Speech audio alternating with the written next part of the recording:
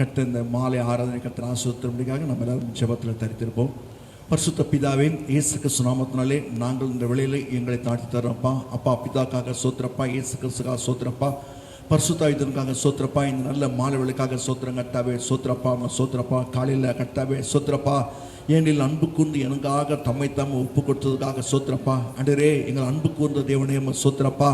அண்டரே எங்களுக்காக ஒப்பு கொடுத்ததான் இயேசு கிறிஸ்துவே சோத்திரப்பா சோத்திரப்பா சோத்திரப்பா. அந்த அறிவு கட்டாத அன்பை விளங்கிக் கொள்ள பரிசுத்தாவினர் எங்கள் உதவிச்சதுக்காக நன்றியோடுமை துதிக்கிறங்க சோத்திரப்பா. இந்த நல்ல மாலை வேளையிலும் தகப்பனே சமூகத்தில் கூடியிரும்போதெல்லாம் அப்பா எங்கள் மத்தியில் வாசம் செய்கிறதுக்காக சோத்திரப்பா. எங்களுக்குள்ளே வாசம் பண்ணி எங்களுக்குள்ளே உலாவி எங்கள் தேவனாக இருக்கிறார் சோத்திரப்பா. அண்டவரே எங்களை குமாரும் குமார்த்திகளுமாக மாற்றின தேவனுக்காக நன்றியோடுமை துதிக்கிறங்க சோத்திரப்பா. உம்மால் ஆகாத காரியம் ஒன்றுமில்லைப்பா, உம்மால் எல்லாம் ஆகும் அப்பா.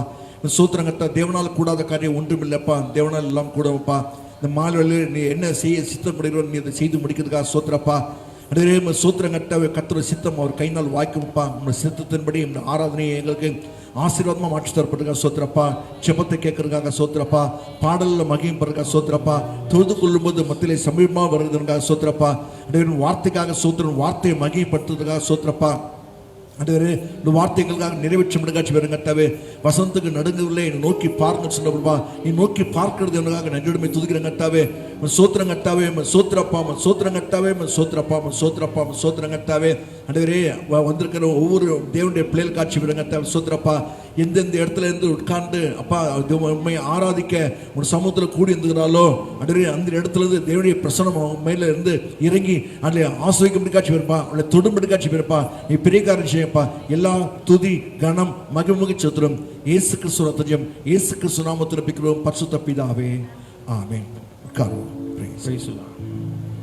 ஆழமான ஆழியிலும் ஆழமான அன்பு, உயர்ந்த மலைகளிலும் உயரமான அன்பு. ஆழமான ஆழியிலும் ஆழமான அன்பு, உயர்ந்த மலைகளிலும் உயரமான அன்பு. அளந்து பார்க்க முடியாத அளவில்லாத அன்பு, விவரிக்க முடியாத அற்புத அன்பு. ஆழமான ஆழியிலும் ஆழமான அன்பு, உயர்ந்த மலைகளிலும் உயரமான அன்பு. அளந்து பார்க்க முடியாத அளவில்லாத அன்பு, விவரிக்க முடியாத அற்புத அன்பு. இயேசுவின் அன்பு இது ஒப்பில்லாத அன்பு, புறம்பே தள்ளாத பூரண அன்பு. இயேசுவின் அன்பு இது ஒப்பில்லாத அன்பு, புறம்பே தள்ளாத பூரண அன்பு. இது ஒப்பில்லாத அன்பு, பூரண அன்பு. இது ஒப்பில்லாத அன்பு, பூரண அன்பு. குழியில் விழுந்தோரை குனிந்து தூக்கும் அன்பு, குப்பையில் இருப்போரை எடுத்து நிறுத்தும் அன்பு.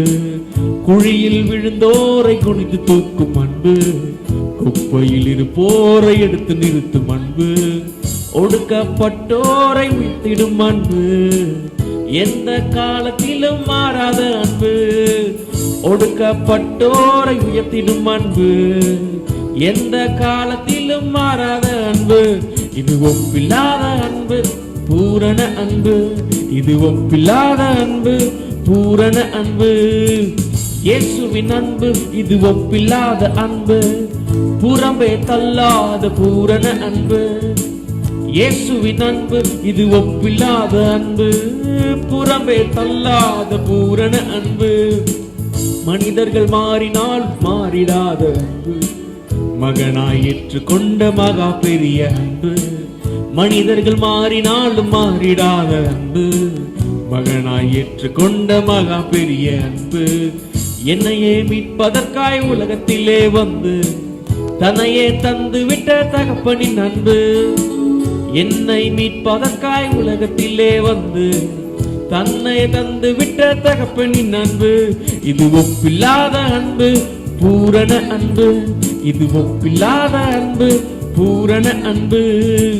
இயேசுவின் அன்பு இது ஒப்பில்லாத அன்பு, புறம்பே தள்ளாத பூரண அன்பு.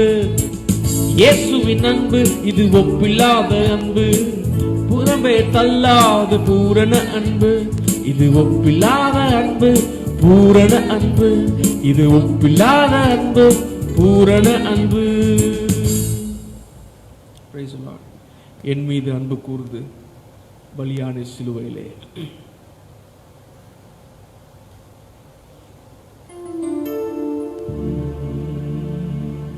என் மீது அன்பு கூர்ந்து பலியானி சிலுவையிலே எனக்காய் ரத்தம் சிந்தி கழுவினிற் குற்றம் நீங்க என் மீது அன்பு கூர்ந்து பலியானி சிலுவையிலே எனக்காய் ரத்தம் சிந்தி கழுவினிற் குற்றம் நீங்க பிரித்தெடுத்தீ பிறக்கும் முன்னால் உமக்கென்று வாழ்ந்திட பிரித்தெடுத்தீ பிறக்கும் முன்னால் உமக்கென்று வாழ்ந்திட ஆராதனை உமக்கே அனுதினமும் உமக்கே ஆராதனை உமக்கே அனுதினமும் உமக்கே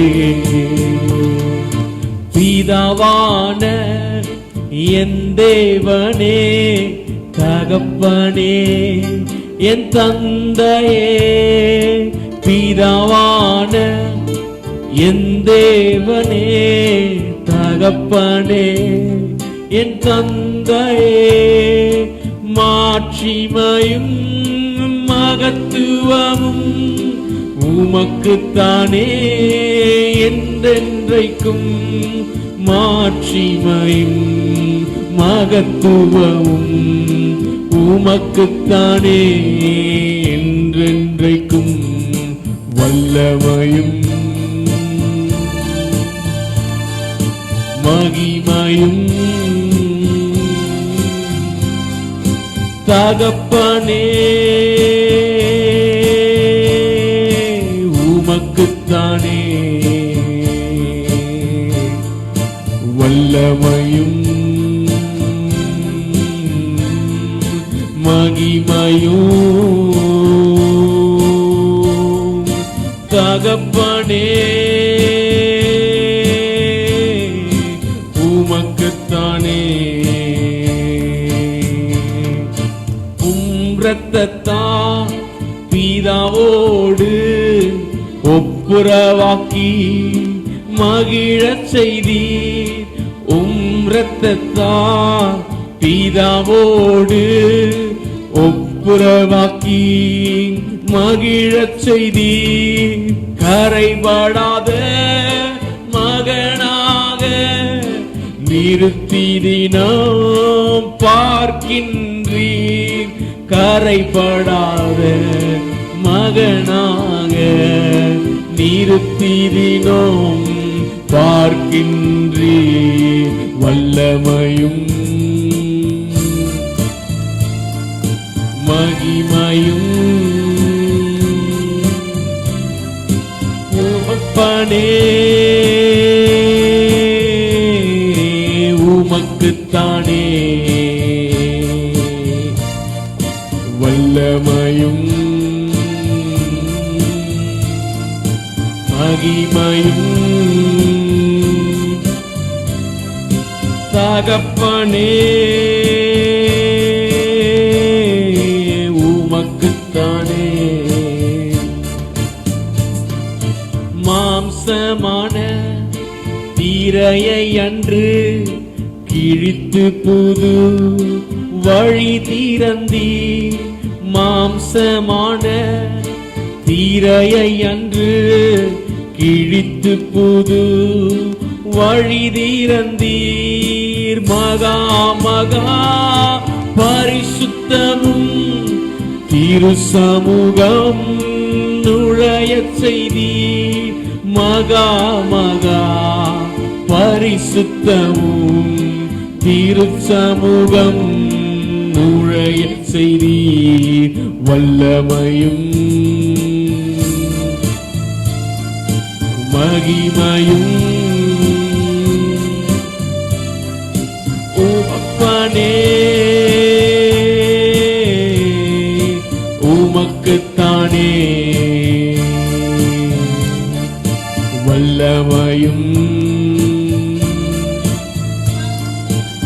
மகிமையும் தகப்பனே உமக்குத்தானே. என் மீது அன்பு கூர்ந்து பலியானி சிலுவையிலே எனக்காய் ரத்தம் சிந்தி கழுவினிற் குற்றம் நீங்க பிரித்தெடுத்தீ. பிறக்கும் முன்னால் உமக்கென்று வாழ்ந்திட பிரித்தெடுத்தீ. பிறக்கும் முன்னால் உமக்கென்று வாழ்ந்திட ஆராதனை உமக்கே அனுதினமும் உமக்கே. ஆராதனை உமக்கே அனுதினமும் உமக்கே.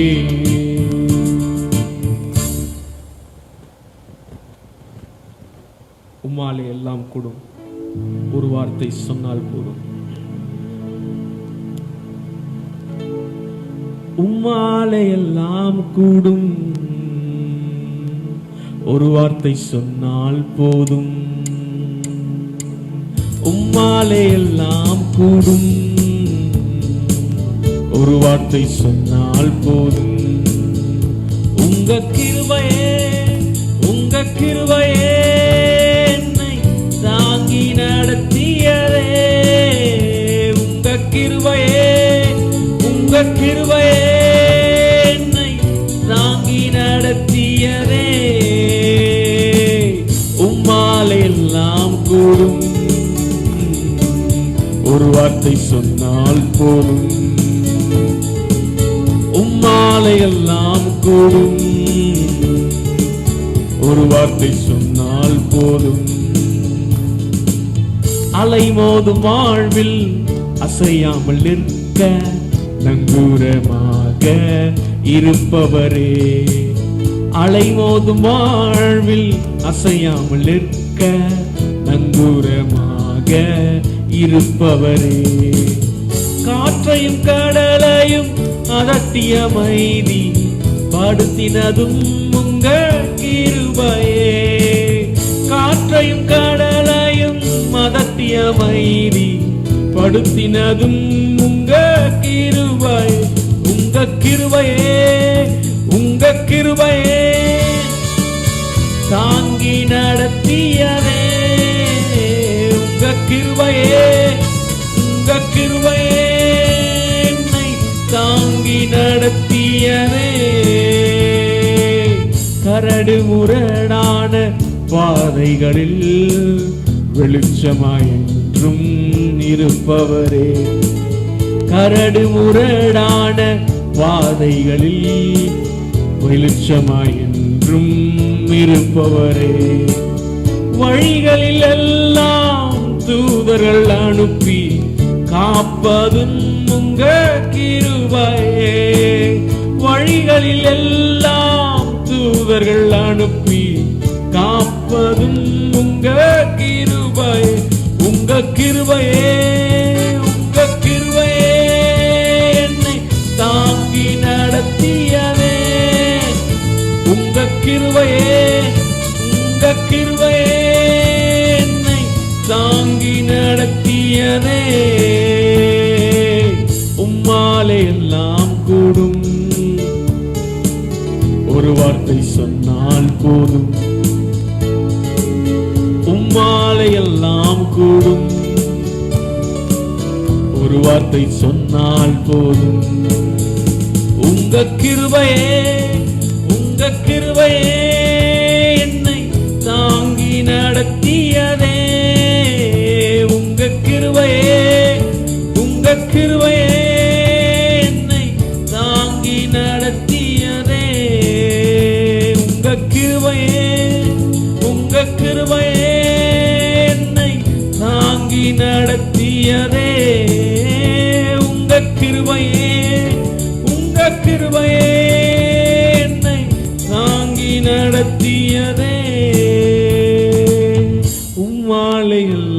கூடும். ஒரு வார்த்தை சொன்னால் போதும், உம்மாலை எல்லாம் கூடும். ஒரு வார்த்தை சொன்னால் போதும்.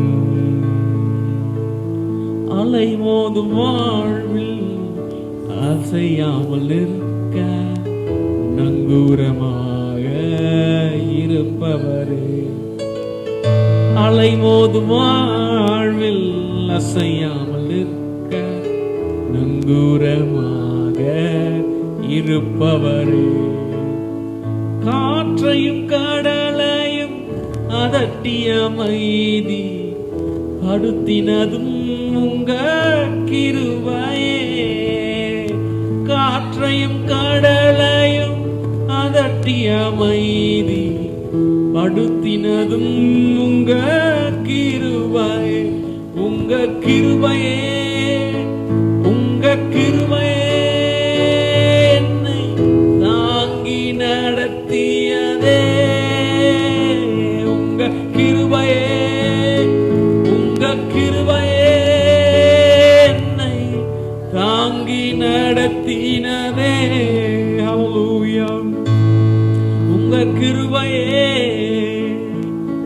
உங்க கிருபையே என்னை தாங்கி நடத்தியதே. உங்க கிருபையே, உங்க கிருபையே என்னை தாங்கி நடத்தியதே. ஹல்லேலூயா, ஹல்லேலூயா. உமக்கு நன்றி செலுத்துகிறோம் ஆண்டவரே. கிருபை அப்பா, உம்முடைய கிருபை ஆண்டவரே. ஆண்டவரே, உம்முடைய கிருபையினாலே எங்களை ரட்சித்து காப்பாற்றுகிறவரே, உமக்கு நன்றி செலுத்துகிறோம் ஆண்டவரே. ஐயா, அதிகாலை தோறும் உம்முடைய உண்மை புதிதாய் இருக்கிறது அப்பா. புது கிருபைகளை தந்து ஆண்டவரே, புதிய நாளுக்குள்ளே எங்களை நடத்துகிற தேவன் ஆண்டவரே. ஹல்லேலூயா. உமக்கு நன்றி செலுத்துகிறோம் ஆண்டவரே. நன்றி செலுத்துகிறோம் கர்த்தாவே. நன்றி செலுத்துகிறோம் ஆண்டவரே. ஹல்லேலூயா. இந்த தேவன் என்றென்றும் உள்ள சதா காலங்களில் நம்முடைய தேவன் மரண பரியந்தம் அவர் நம்மை நடத்துவார் என்று சொல்லத்தக்கதாக ஐயா, நித்திய கிருபையுடன் எங்களுக்கு இறங்குகிற தேவனே, உமக்கு நன்றி செலுத்துகிறோம் ஆண்டவரே. இந்த மாலை வேளையிலும் அப்பா, உடைய நாமத்தை உயர்த்தும்படிக்காக அப்பா, உடைய நாமத்தை பிரஸ்தாபப்படுத்தும்படியாக அப்பா ஆண்டவரே, நாமத்தை பரிசுத்தப்படும்படியாக ஆண்டவரே, உடைய சித்தம் பரலோகத்திலே செய்யப்படுகிறது போல இந்த பூலோகத்திலே செய்யப்படத்தக்கதாக ஆண்டவரே, இந்த மாலை வேளையிலும் ஆராதிக்கிறோம் ஆண்டவரே. உன் நாமத்தை உயர்த்துகிறோம் ஆண்டவரே. அப்பா, அநாதி தேவனே, உனக்கு அடைக்கலம், அவன் நித்திய புயங்களே உனக்கு ஆதாரமா இருக்கிறது சொன்னது போல ஹல்லேலூயா. உமக்கு ஸ்தோத்திரப்பா. உம்முடைய காருண்யத்தினால் எங்களை பெரியவனாக்குகிற தேவன் ஆண்டவரே. உம்முடைய உண்பா காருண்யத்தினால் எங்களை பெரியவனாக்குகிற தேவன் ஆண்டவரே. ஹல்லேலூயா. உமக்கு ஸ்தோத்திரம் ஆண்டவரே. நன்றி செலுத்துகிறோம் கர்த்தாவே. நன்றி செலுத்துகிறோம் கர்த்தாவே. ஹல்லேலூயா, ஹல்லேலூயா, ஹல்லேலூயா. உமக்கு ஸ்தோத்திரம் ஆண்டவரே. உமக்கு ஸ்தோத்திரப்பா, உமக்கு ஸ்தோத்திரப்பா, உமக்கு ஸ்தோத்திரம் ஆண்டவரே. Jesus, we thank you Lord. உமக்கு ஸ்தோத்திரம் ஆண்டவரே. உமக்கு ஸ்தோத்திரப்பா, உமக்கு ஸ்தோத்திரப்பா. நாதி தேவனுன் அடைக்கலமே, அவர் நித்திய புயங்களுன் ஆதாரமே. அநாதி தேவனுன் அடைக்கலமே, அவர் நித்திய புயங்களுன் ஆதாரமே. இந்த தேவன் என்றென்றும் உள்ள சதா காலமும் நமது தேவன், மரண பரியந்தம் நம்மை நடத்திடுவார். அநாதி தேவனுன் அடைக்கலமே, அவர் நித்திய புயங்களுன் ஆதாரமே. காருண்யத்தாலே இழுத்து கொண்டா தூய தேவன்பே, காருண்யத்தாலே இழுத்து கொண்டா தூய தேவன்பே. இவனாந்திரத்தில் நயம் காட்டி உன்னை இனிதாய் வருந்தி அழைத்தார். இவனாந்திரத்தில் நயம் காட்டி உன்னை இனிதாய் வருந்தி அழைத்தார். இந்த தேவன் என்றென்றும் உள்ள சதா காலமும் நமது தேவன், மரண பரியந்தம் நம்மை நடத்திடுவார். அநாதி ஆதி தேவனுன் அடைக்கலமே, அவர் நித்தியப்பு எங்களுன் ஆதாரம். ஆதி தேவனுன் அடைக்கலமே, அவர் நித்தியப்பு எங்களும். கிருபை கொண்டு மனதுருகும் தூய தேவ அன்பே, கிருபை கொண்டு மனதுருகும் தூய தேவ அன்பே, சமாதானத்தின் உடன்படிக்கைதனை உண்மையாய் கர்த்தர் காத்து கொள்வார். சமாதானத்தின் உடன்படிக்கைதனை உண்மையாய் கர்த்தர் காத்து கொள்வார். இந்த தேவன் என்றென்றும் உள்ள சதா காலமும் மரண பரியந்தம் நம்மை நடத்திடுவார். ஆதி தேவனுன் அடைக்கலமே அவர். ஓ ஹல்லேலூயா. உம்முடைய கரங்களே அங்கள் ஆதாரம் ஆண்டவரே. ஆதி தேவனுன் அடைக்கலமே, அவர் நித்திய புயங்கள் ஆதாரமே. இந்த தேவன் என்றென்றும் உள்ள சதா காலமும் மரண பரியந்தம் நம்மை நடத்திடுவார். ஆதி தேவனுன் ஹல்லேலூயா நித்திய புயங்களும் ஆதாரமே. ஹல்லேலூயா. கிருபை கூர்ந்து மனதுருகிற தேவன் ஆண்டவரே. மலைகள் விலகி போனாலும் பர்வதங்கள் பெயர்ந்து போனாலும் ஆண்டவரே, கிருபை உன்னை விட்டு விலகாமலும் சமாதானத்தின் உடன்படிக்கை நிலை பெயராமலும் இருக்கும் என்று உன்மேல் மனதுருகிற கர்த்தர் சொல்லுகிறார் என்று சொல்லி வாக்குத்தத்தம் பண்ணுகிற கர்த்தர் ஆண்டவரே. அப்பா சோதரப்பா, அவருக்கு சோதரப்பா, எங்களுக்காக ஒரு உடன்படிக்கை ஏற்படுத்துகிற தேவன் ஆண்டவரே. ஒரு சமாதானத்தின் உடன்படிக்கை, ஒரு புதிய உடன்படிக்கை ஆண்டவரே. ஹல்லேலூயா. கிருபையினால் உண்டா உடன்படிக்கை, இரத்தத்தினாலான உடன்படிக்கை ஆண்டவரே. ஹல்லேலூயா. அவருக்கு சோதரப்பா.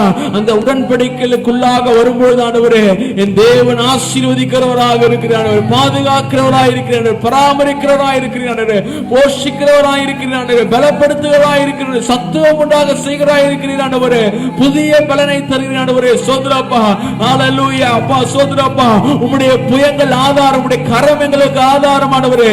யாருக்கு கர்த்தருடைய புயம் வெளிப்பட்டது என்று சொல்லும் பொழுது ஆண்டவரே, கிறிஸ்து வெளிப்படும் பொழுது கர்த்தருடைய புயம் வெளிப்படுகிறது. அப்பா ஹல்லேலூயா. அப்படிப்பட்ட தேவனுடைய கரம் எங்கள் மேல் காணப்படும் பொழுது ஆண்டவரே, இதை காட்டிலும் இன்னும் அதிகமாய் உமக்கென்று ஓடத்தக்கதாக, இதை காட்டிலும் இன்னும் அதிகமாக உம்மை சேவிக்கும்படியாக, இதை காட்டிலும் இன்னும் அதிகமாக கர்த்தருடைய அபிஷேகம் எங்கள் மேல் காணப்பட்டு கொண்டிருக்கிறதற்காக Jesus we thank you Lord. உமக்கு நன்றி செலுத்துகிறோம் ஆண்டவரே. உமக்கு நன்றி செலுத்துகிறோம் கர்த்தாவே. உமக்கு ஸ்தோத்திரம் ஆண்டவரே. உமக்கு ஸ்தோத்திரப்பா. உமக்கு ஸ்தோத்திரப்பா. உமக்கு ஸ்தோத்திரம் ஆண்டவரே.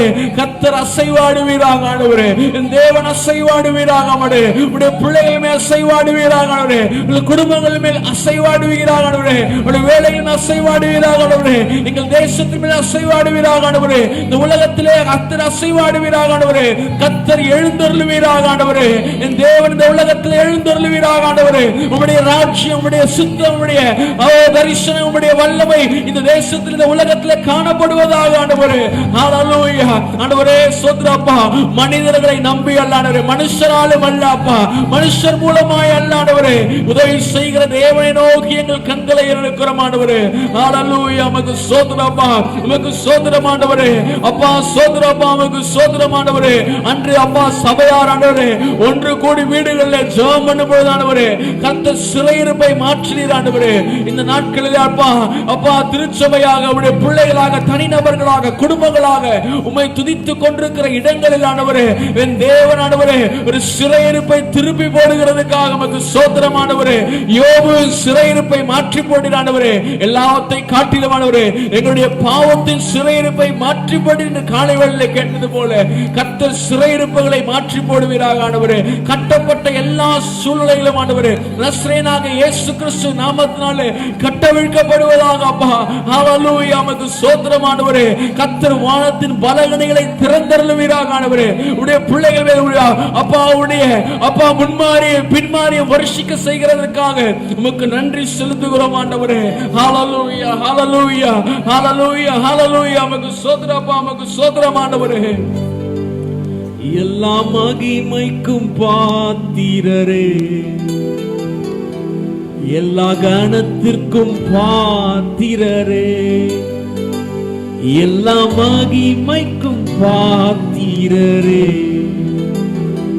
எல்லா கனத்திற்கும் பாத்திரரே. அசைவாடும் தெய்வமே, அசைவாடும் தெய்வமே. சொல்லுவோமா? அசைவாடும் தெய்வமே, அசைவாடும் தெய்வமே. எங்கள் மேலே அசைவாடுமே, எங்கள் மேலே அசைவாடுமே. செங்கடல் மேல் அசைவாடினீ, எல்லா தடைகளை மாற்றினீரே. செங்கடல் மேல் அசைவாடினீர், எல்லா தடைகளை மாற்றினீரே. எங்கள் தடைகள் மேல் அசைவாடுமே, எங்கள் தடைகள் மேல் அசைவாடுமே. அசைவாடும் தெய்வமே, அசைவாடும் தெய்வமே, அசைவாடும் தெய்வமே, அசைவாடும் தெய்வமே. ஹல்லேலூயா. எங்கள் மேலே அசைவாடுங்கப்பா, எங்கள் மேலே அசைவாடுங்கப்பா. உலர்ந்த எலும்பிற்கு உயிர் தந்தீரே, என் வாழ்க்கையில் அசைவாடுமே. வார்த்தையினால் உயிர் தந்ததே, எலும்பிற்கு உயிர் தந்தீரே, எங்கள் வாழ்க்கையில் அசைவாடுமே, எங்கள் வாழ்க்கையில் அசைவாடுங்கப்பா, எங்கள் வாழ்க்கையில் அசைவாடுங்கப்பா. எரிகோ மதில் மேல் அசைவாடினீ, எல்லா தடைகளை மாற்றினீரே. எரிகோ மதில் மேல் அசைவாடினீர், எங்கள் தடைகளை மாற்றினீரே. எங்கள் மேலே அசைவாடுங்கப்பா, எங்கள் மேலே அசைவாடுங்கப்பா. பவுலும் சீலாவும் பாடும்போது சிறைச்சாலையில் அசைவாடினீர். பவுலும் சீலாவும் பாடும்போது சிறைச்சாலையில் அசைவாடினீர். எங்கள் மேலே எங்கள் மேலே அசைவாடுங்க, அசைவாடும் தெய்வமே, அசைவாடும் தெய்வமே,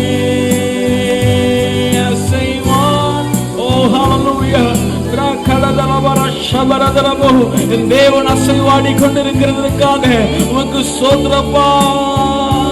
எங்கள் மேலே அசைவாடுமே, எங்கள் மேலே அசைவாடுமே. எல்லா மகிமைக்கும் பாத்திரரே, எல்லா கனத்திற்கும் பாத்திர கரங்களை ஏற்றி சொல்லுவோமா? எல்லா மகிமைக்கும் பாத்திரரே, எல்லா கணத்திற்கும் பாத்திரரே, அசைவாடும் தெய்வமே, அசைவாடும் தெய்வமே, அசைவாடும் தெய்வமே, அசைவாடும் தெய்வமே, எங்கள் மேலே அசைவாடுமே, எங்கள் மேலே அசைவாடுமே,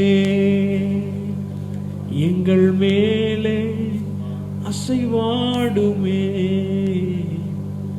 எங்கள் மேலே அசைவாடுங்கப்பா. உமக்கு நன்றி செலுத்துகிறோம் ஆண்டவரே, துதி செலுத்துகிறோம் ஆண்டவரே, மகிமை செலுத்துகிறோம் ஆண்டவரே. தேவன் அசைவாடுகிற தேவனாயிருக்கிற தேவன் ஜனங்களின் மேல் அசைவாடு, ஜலத்தின் மேல் அசைவாடுகிறேன், ஜாதிகளின் மேல் அசைவாடுகிறேன், கூட்டங்களின் மேல் அசைவாடுகிற தேவனே.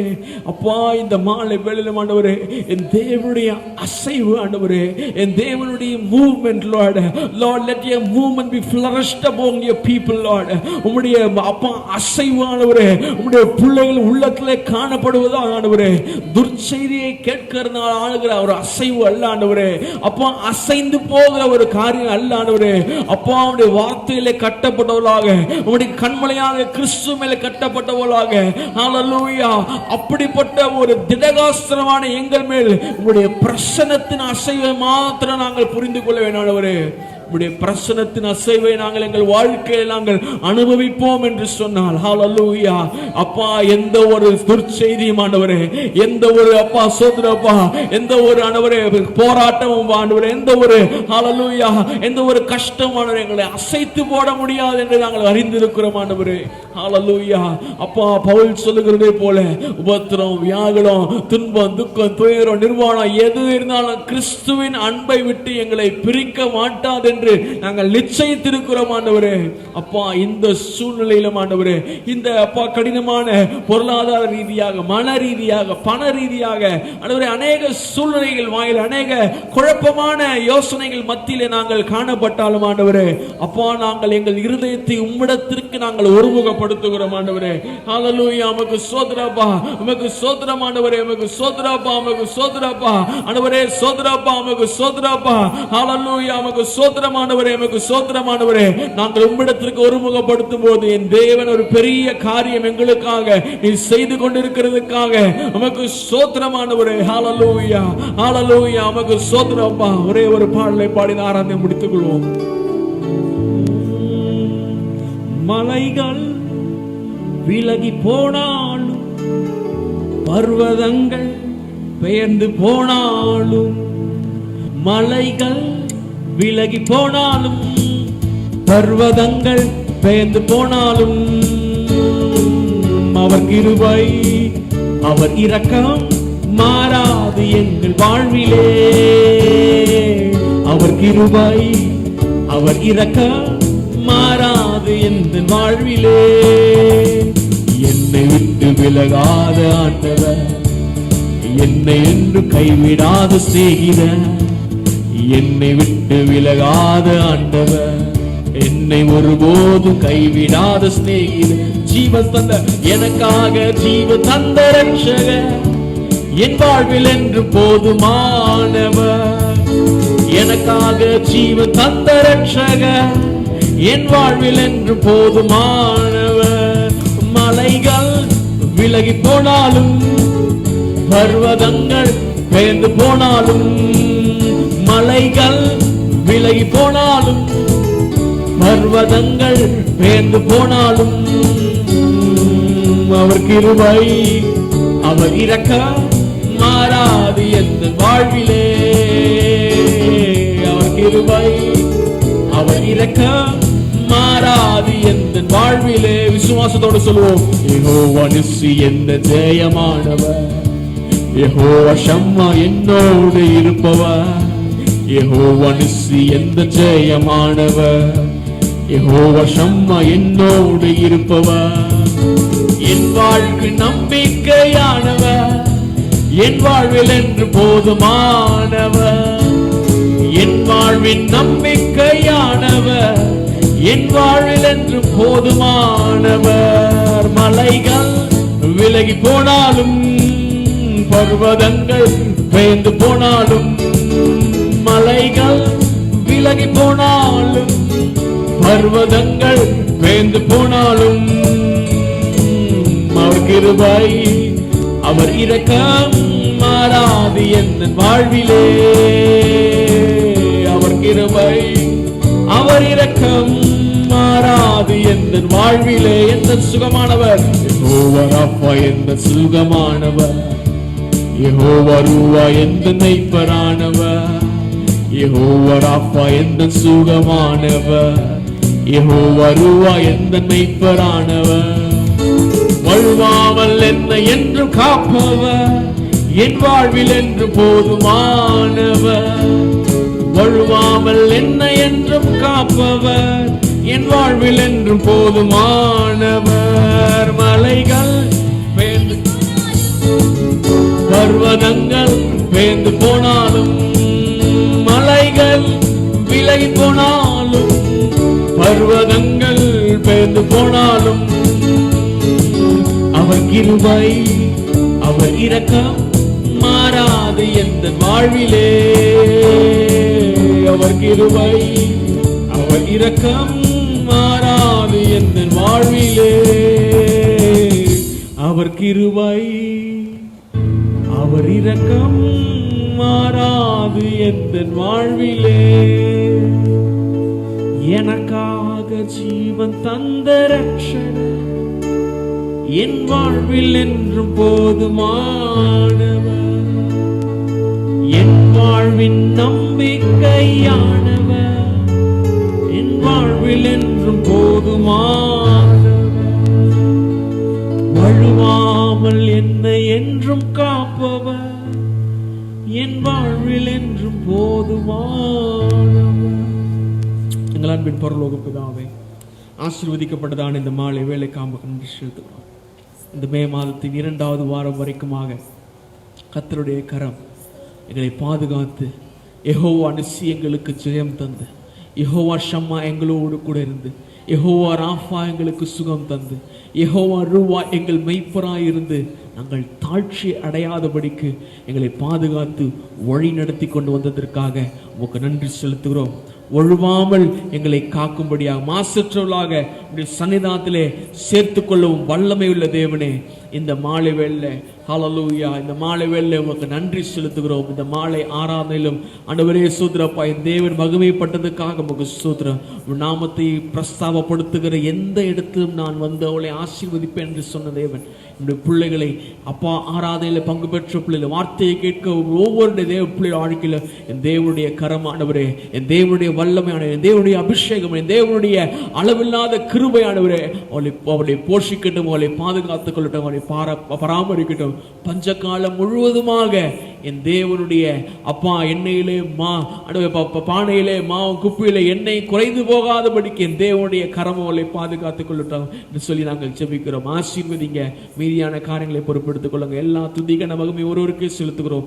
ரட்சகர் மீட்பெருமை அருமை ரட்சகருமான இயேசு கிறிஸ்து நாமத்தில் பிதாவே, ஆமென் ஆமென். சேர்ந்து சொல்லுவோம். பரமண்டல இருக்கிற எங்கள் பிதாவே, உம்முடைய நாமம் பரிசுத்தப்படுவதாக, உம்முடைய ராஜ்யம் வருவதாக, உம்முடைய சித்தம் பரலோகத்திலே செய்யப்படுவது போல பூமியிலும் செய்யப்படுவதாக. எங்களுக்கு வேண்டிய ஆகாரத்தை இன்று எங்களுக்கு தாரும்.